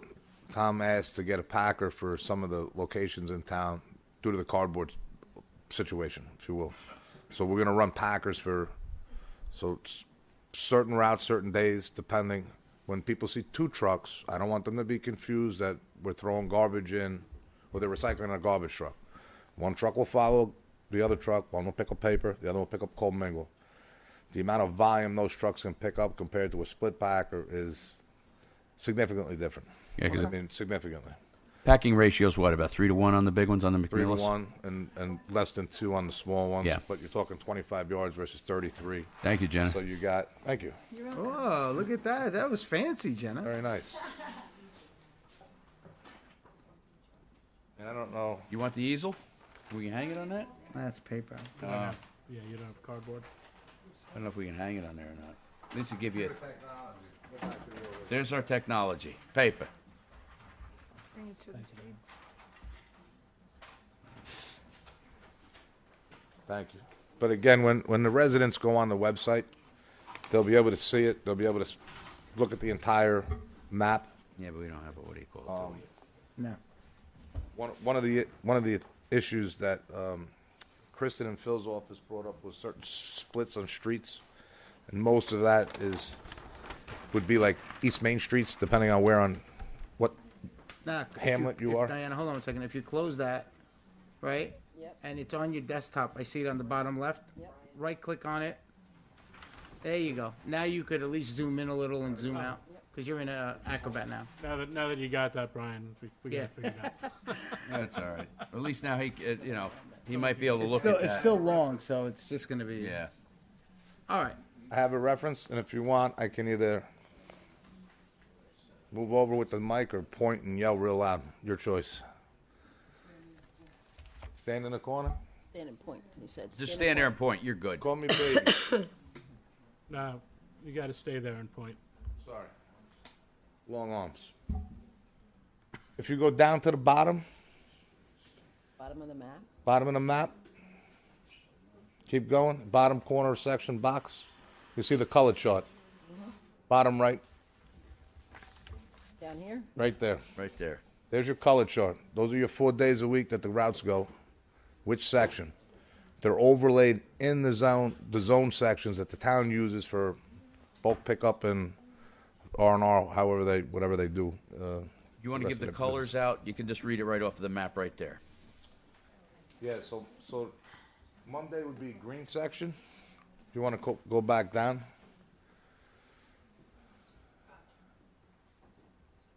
Up, sorry. Go up. Scroll up. Pardon me. There we go. So the green section is going to be If you go up Monday. if you go up a little bit farther, you'll see both sides of it. Yeah. So what the previous company did was overlay the purple section on the green section. I don't know. Maybe they just thought the colors looked nice. I don't know. But if the amount of population density in those two zones are astronomical. It's probably the most dense area in Yorktown. Talking about the entire right side. If you come down a little bit more, the left side, which is Mohegan Lake, not so dense, just the houses a little bit tighter. So the green section, which always went on those 2 days, are on Mondays. So where the bottom of, you can kind of see where Douglas Drive hits the top of Granite Springs Road in the green section there. That's where we always stopped. For the last 30, 40 years, it was always set that way because it's almost similar to the way that the zones are set up. They pushed that whole purple section into 1 day and then did the whole top section the same day. I mean, it's ridiculous. So we pushed them back to the original days. So you got the Strawberry section, you have the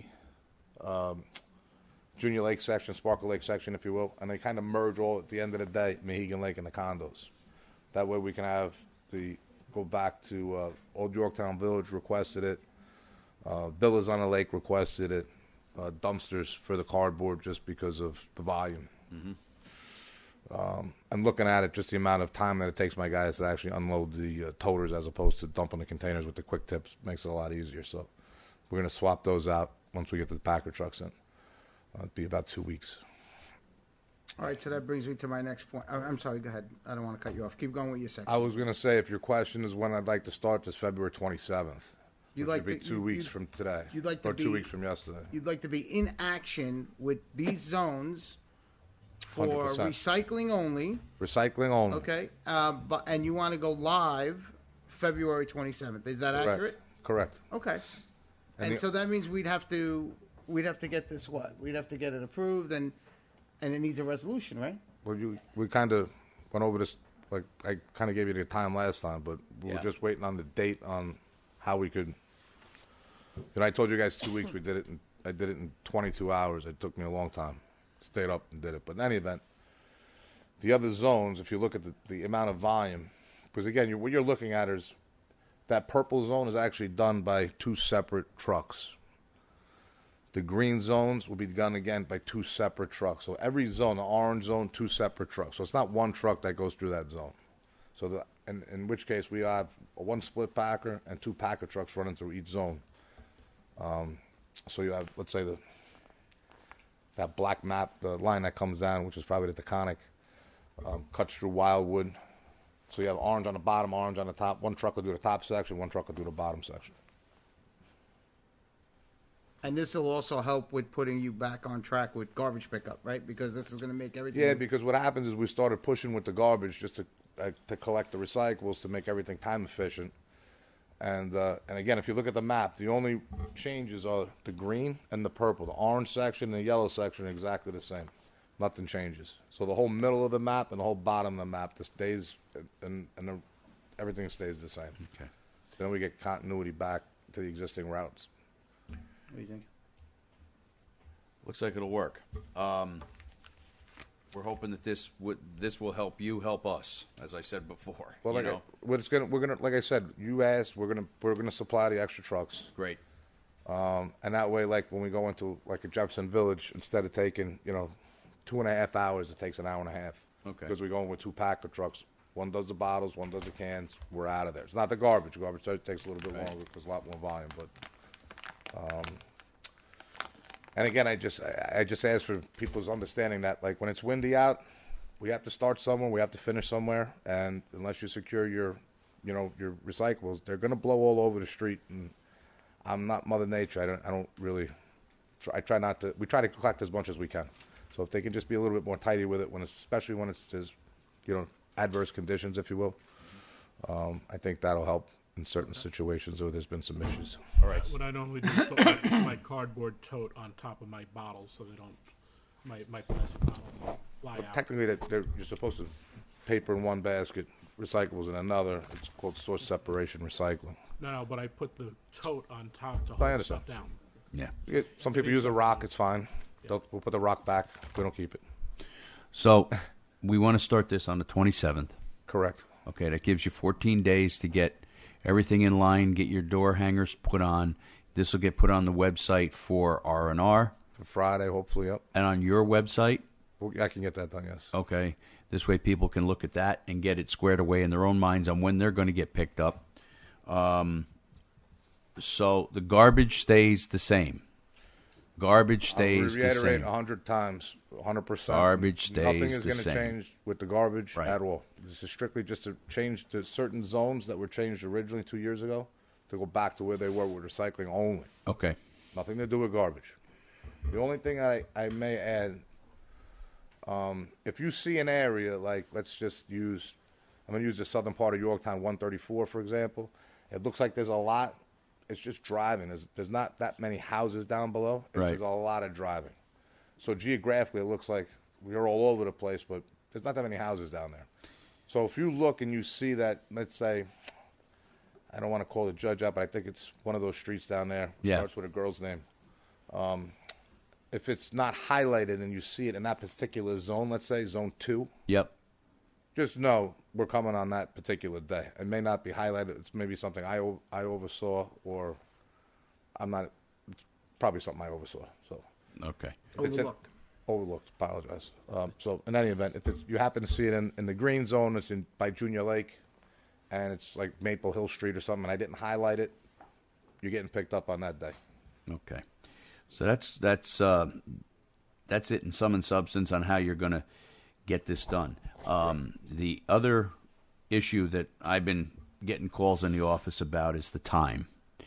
The guy's got to start at 6. I'm getting a lot of complaints on the 5 o'clock pickups. We didn't. Well, it's not 5, but I know we started a little early, and we stopped it today. We got the calls yesterday. Yep. And if either I'm vilified if you don't come pick early, up, I'm crucified if I come late. if you and come I late. apologize to anybody that I woke up, but I'm just trying to get it off the street as fast as possible. Yeah. In a time efficient manner, with This seems more efficient from what I've seen on the previous map that was first laid out, as far as I'm concerned. I don't do this type of routing, but you have. So this looks a heck of a lot more efficient than the way they had it. And as far as I'm concerned. I can. The guy, from what I understand, he passed away, but the map maker tremendously helped me out when I did this. Yeah. Spent a lot of time with the gentleman. Yeah. So. All right, Phil. Thank you, Brian. Sorry to startle you. Long day. I know the feeling. First, I'd like to say is this is not an experiment.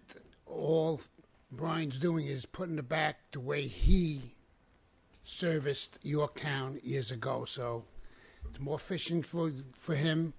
And I agree 100% with Espo. Anything that's going to give us on time not before 6. Not before 6.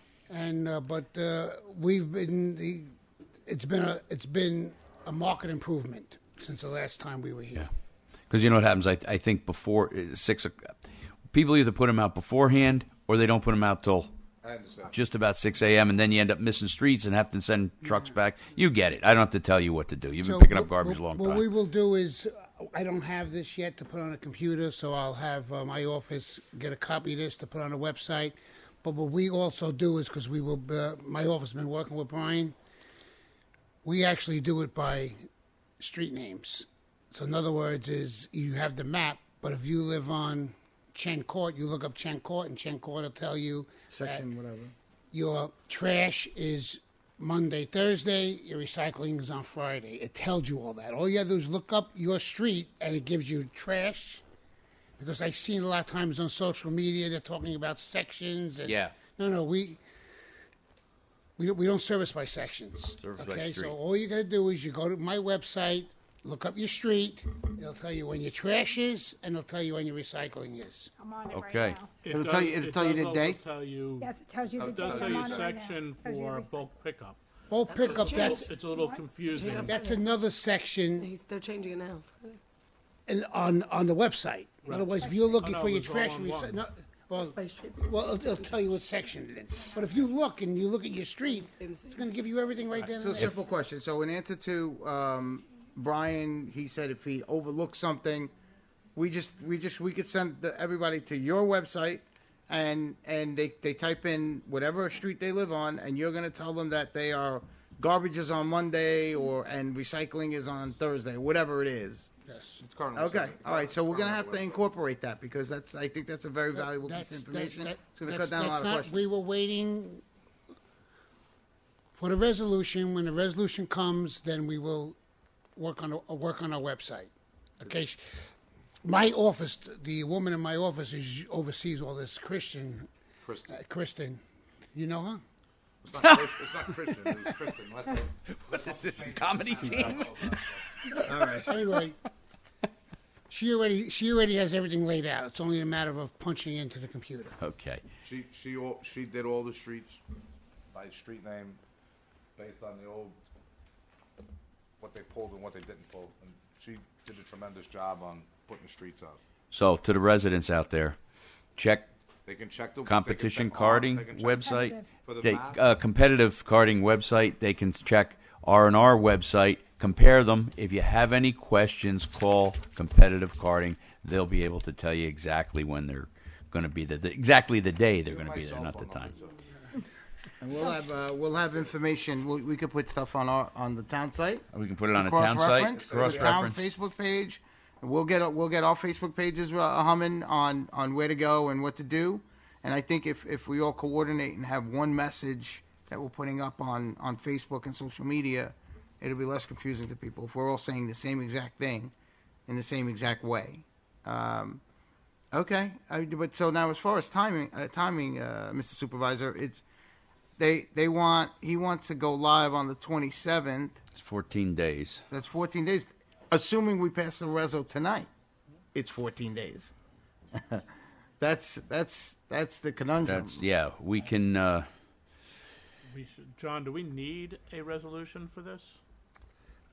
It wouldn't hurt. I'm not sure it's required, but we could probably do one right now. Let's do a resolution now. Let's get it moving. I'm all about getting it done. Not getting it corrected. Thank you. That's what I like to hear. We need it in between the times that the contract tells you that you could operate. We got to get this straightened out because I'm not we're worried about the out of timing. time. We're just about out of time. I just on need this. to get this routing corrected because. Okay. I'll be honest with you, the overtime's killing me. I mean. Yeah. Yeah, your door hangers. You got them already. You got to get them. No, I got it. Well, the actual setup is made. I just can't. We didn't print it because we don't know the date. We had to wait for. Right. That's the same thing with Phil. We have to post it. We can't wait until the date. So, you guys say 27th is a go. Yeah. I'll go and see Kristen tomorrow and Friday, or whatever Phil wants to Right. go. No, but tomorrow's good. When the resolution comes, that's when my office will move forward, and what Brian just says, that's when he's going to move forward. It might come tonight. It'll be here. It'll be here you'll have to tonight. start tomorrow. So you can start it tomorrow. Start the print. Okay. Get everything ready, rolling. I appreciate it. Right. Thank you, We guys. can Add that to our resolutions. add that to our resolutions at the end of the meeting. So as far as I'm concerned, if the board is in approval with this, Yep, I am. we can go tonight. Lou, Yes, you're good. I'm good. You? Okay. Thank you guys very much. We're good. Thank you. Thank you. I strive for no more emails and no more phone calls to you. Thank you. Okay. As much as I appreciate them, I don't like them either. We do appreciate the work you've put Yeah, in. thank you. Thank you You very know, much. I appreciate it. we understand what you're trying to do. We'll get this corrected. Thank Okay. you for your help. Have a nice Thank night. you. Thank you. Thank you, Brian. All right, so we'll get a quick resolution done to just get this. I've got something written Please. up right now. All right. Perfect. If you want to talk about it, it would be You want to read it? resolved that the competitive carding is authorized to change its pickup schedule. They're recycling.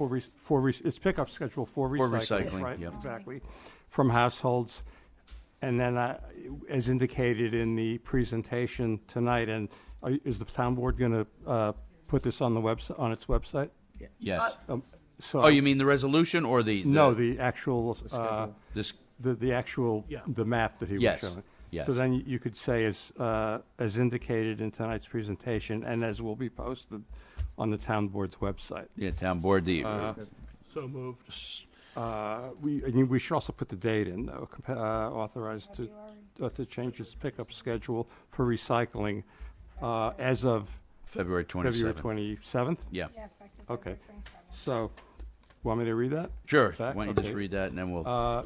Be it resolved that competitive carting is authorized to change its pickup schedule for recycling as of February 27th from households in the town of Yorktown, as indicated in the presentation by Competitive Carting this evening, and as will be posted on the town board's website shortly. Thank you, John. Can I have a motion? Motion. Second? Second. All in favor? Aye.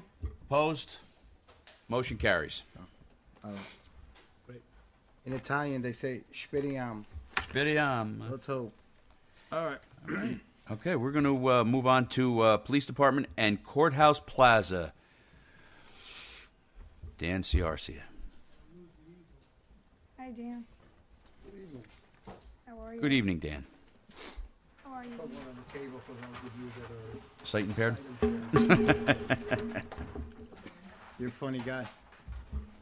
I didn't say it was you, Sergio. Good evening. Good evening, Dan.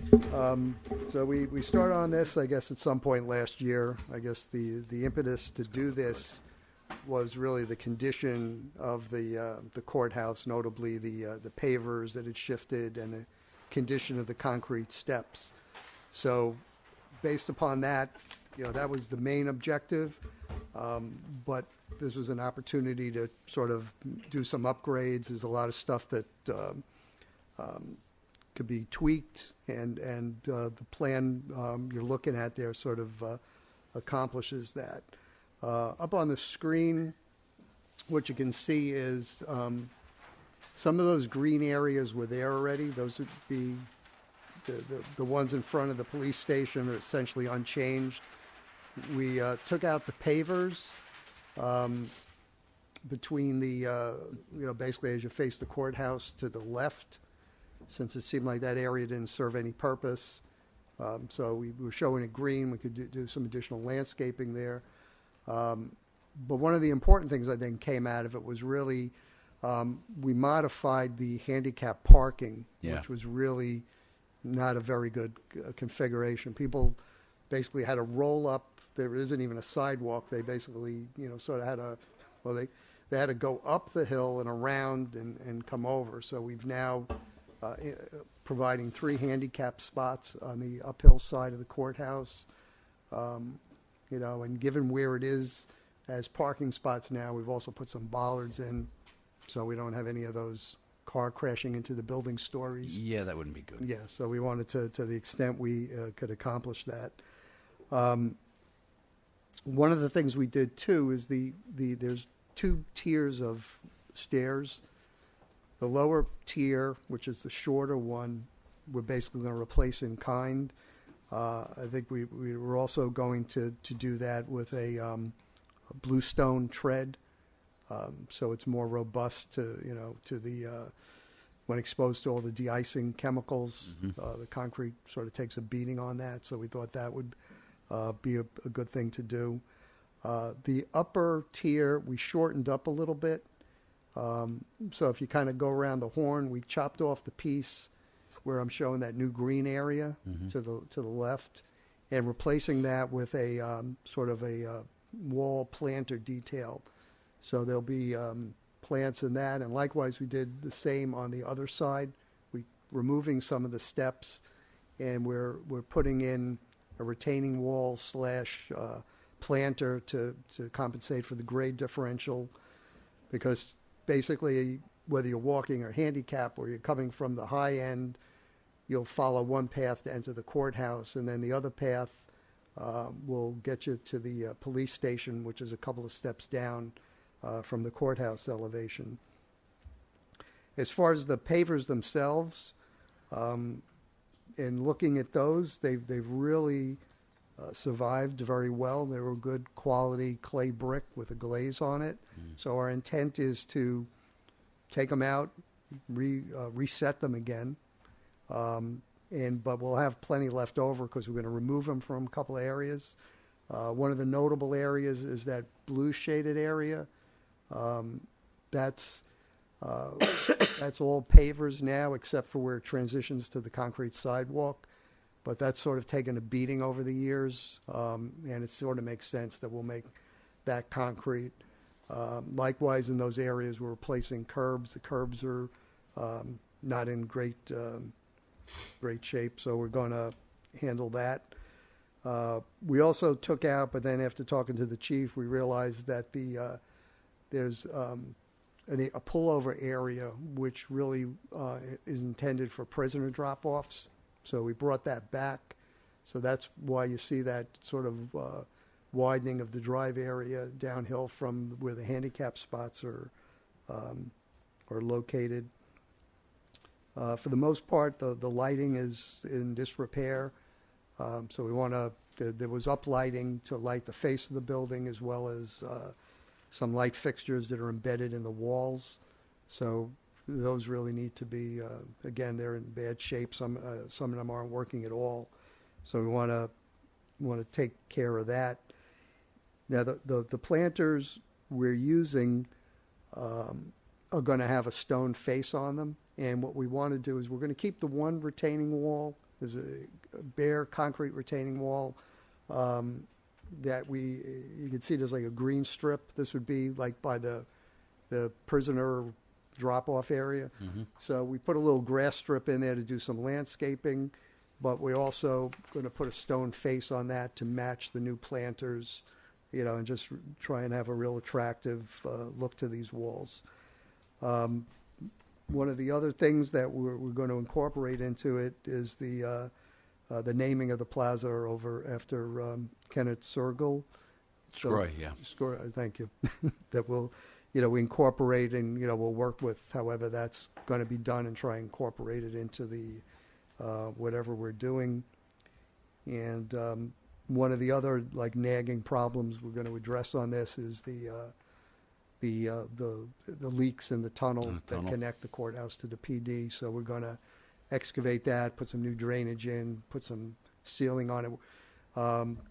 Our conclusion is that it's going to be too expensive to go all the way to the bottom, but we're going to go fairly deep. I think we're going to probably end up going 6 to 8 feet deep, put drainage in, protect the tunnel, put a coating on it, and also incorporate drainage over the whole plaza, because the idea would be to convey any water that's percolating through the pavers, just get it out of there, because the water that's entering the tunnel for the most part is probably what lands on the plaza. Yeah. So if we can do better drainage under the bricks, we think we can also help reduce that.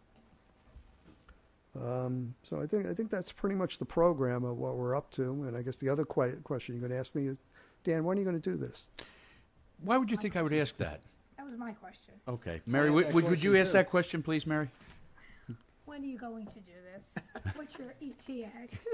Want to get it out to bid next month. I think the plans are pretty much done. We got a couple of tweaks to it, and then it's just a matter of the specifications, which now we've developed a number of them, and we're getting from different places. So I think we're in position to have a bid document out next month. Like this time next month?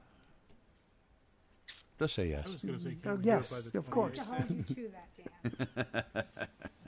If I don't have it by the second, if we're not putting it out at the second meeting of March, I will come hat in hand, but that would be the objective, that you guys can advertise for bid at the second town board meeting. I know where you live, and I know where your office is, okay? And so does the rest of this board. We're coming for you. I'm not hard to find. No. The only thing I got, and I've raised this concern before, We're excavating, we're doing drainage, we're fixing the wall, we're doing all of this, and we're using old bricks.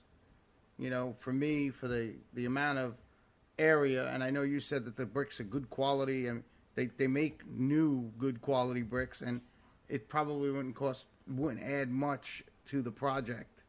I mean, you know, after you're doing all of this work, I guess the question is, you want to get another, 30 years. How old are these bricks? probably about 25 years. 25 years. So, you're doing all of this, and you hope to get another 25 years, so this way you don't have to do this project every 10 years or whatever. And I just think it would be, I'm not going to argue the point with you if that's what you want to do. My suggestion is to get new, good quality bricks. And so this Well, way, you know what we can do? I mean, when we bid these things, we do it on a line item basis, which facilitates payment that we know if they do so much of this, so many square feet of that, we know the appropriate amount to pay the contractor. Now, we could also do an alternate. So we could do the main bid to reuse the pavers that are there, and then we could get a price for putting in new pavers. Okay. So, based upon that, you can make an informed decision and it allows us then also to like, oh, that came in too high, we got to rebid it. Then we can kind of, perhaps put some, even, maybe a number of these things we can put as to alternates, because that's, I'm giving you my vision of what I think would look right. But there are economic realities, and and that's the conversation we need to have too. What do you want to budget for this? So that number gets tempered by what's in the project, and by configuring the bid document to give us some flexibility. Then, if we basically what it does then is you're not in a situation where the numbers come back to, oh, Dan, go redo the plan. Let's rebid it. And No, but I'm saying I don't want you to go that's through the all of approach that. I would recommend, because then we can get have it all before us. And if we got to call an audible Be when done the with it, bid yeah. comes in, then we can just do it and award it and get it going. Sounds good. I think that's a good compromise, and I appreciate it. Yeah, the tear up stack and store could actually turn out to be more than new pavers being put down. But these Right. particular pavers have stood the test of time and are relatively still in really good shape. They're the glazed ceramic, not just the concrete. Even the ones you see on TV that hold their color and all that kind of stuff, they wouldn't hold up like this. But we can get the glazed brick, and it might be easier to have new pallets delivered, they're set and they're done, than it is to stack and store and the whole 9 yards. So we can put that out there too. Okay. Yeah, and then are we in agreement then we don't want to use the concrete bricks that we would use? Those seem to have weathered, the use pretty well. What do you mean the concrete bricks? Well, there's the concrete pavers, which we were talking about. Oh, yeah, they're no, not we used wanna go those, with the they're used glazed. with the same, Yeah. the same No, type we of wanted brick. my whole point is, 25 years ago, I looked at a lot different. You know what I mean? And 25 years haven't been good to me. Okay, so that's my point. And I think there's an easy way to address it. And We just formulate the bid document. But we don't want to address it and then use something less quality and come into the same issue that I'm trying to address, where they're 30 years old or 25 years old already. I don't want to put cheaper stuff in there that's not going to last 25 years anyway. So that's it. But I appreciate your compromise, and I think that's all my comments. Yeah, to dig up, stack, and store is probably. I mean, you don't know till you bid it. Right. A contractor, another contractor may look at it and go, to your point, Sergio, might go, wow, I could really make some money installing these bricks on someplace else. Yeah, right. And give us a good price. Yeah, well, so. So we'd have to tell them that's that one line item where we're going to put new, rip up, stack, and store. Yeah. No, I and then think replace. Right. All right, so we're still on the same timeline, though. Second week of March. Yeah, that's easy. Yeah, that's just another line. He can do that. That's half a day. Thank you, Dan. Teasing you, Dan. Dan, thank you very much. Thank you, Dan. Thank you. Appreciate it. Good night. I tell you, they're looking forward to this new configuration, this new plaza up there. Okay, folks, on to resolutions. Library. Authorize the library director to sign agreements with Johnson's Control and Marshall Alarm. We're going to read them all and then vote on them. Authorize library director to sign an agreement with DP Wolf, Inc. for air conditioning units. Supervisor's office, authorize supervisor, town attorney, and comptroller to execute documents necessary to procure New York State grant for purchase of Sensory Garden. Authorize supervisor to execute an amendment extending the contract with Thompson and Bender. Okay, Sergio asked to read the next town board resolution. So this is to oppose the proposed MTA tax for local businesses. Whereas the MTA faces a $600 million budget gap for 2023, and that deficit is projected to grow to $3 billion in 2025. And whereas local small businesses in the Hudson Valley and many other regions are still recovering from the effects of COVID shutdowns, and whereas Governor Kathy Hochul's $227 billion state budget proposal provides for a roughly 50% increase in payroll mobility tax, it's 0.34% to 0.5%, on businesses in the New York City and Hudson Valley, and extending an increase on the state's corporate franchise tax. And whereas the payroll mobility tax is paid by employers in New York City and its surrounding counties where the MTA provides service, including Westchester County and Long Island, and whereas these increased taxes will create an enormous financial burden that will create job loss and hurt businesses across the downstate region. Now, therefore, be it resolved that the town of Yorktown opposes Governor Hochul's proposed tax increases on local businesses. Okay, we're going to vote on that one. Could I have a motion? So moved. Second? Second. All in favor? Aye. Opposed? That motion carries. Okay, then on to the last one. I think I have one other one after that. The last is the on-call, this is for the planning department on-call agreement for environmental review from Barton and LaJudas. And we have, be it resolved that Andrew Serrato is hereby appointed Assistant Park Foreman, Job Class Code 0287-02 in the Parks and Recreations Department effective February 21st, 2023, to be paid from Yorktown CSEA Salary Schedule A, Group 13, Step 4, which is $78,427 annually. Be it resolved that this appointment is subject to a probationary period of no more than 12 weeks, commencing on the first date of appointment on February 21st, 2023. Can I have a motion? So moved. Second? Second. All in favor? Aye. Opposed? Motion carries. If I could just say something on the MTA tax. Sure. I'm glad that we were all in favor. As someone who owns two small businesses and one of them that has over 20 employees, you struggle to get by with COVID. I wish that I would be able to say, you know what, things aren't going that well. Let me go take money from another business. It just doesn't work that way. And I really hope that the MTA tax does not go, but even more important, that the executives in the MTA learn that you need to run it as a business, and we need to be able to not have the piggy bank of going to every business owner and saying, well, we can't run it, so we want to take your money. It's just unconscionable. Yeah. Thank you, Ed. Appreciate that. Anybody else? Anything to say? Motion to adjourn. So moved. Second? Second. All in favor? Aye. All opposed? Nobody's opposed? Motion carries. Yay. Adjourned. Good night. Good night, Yorktown.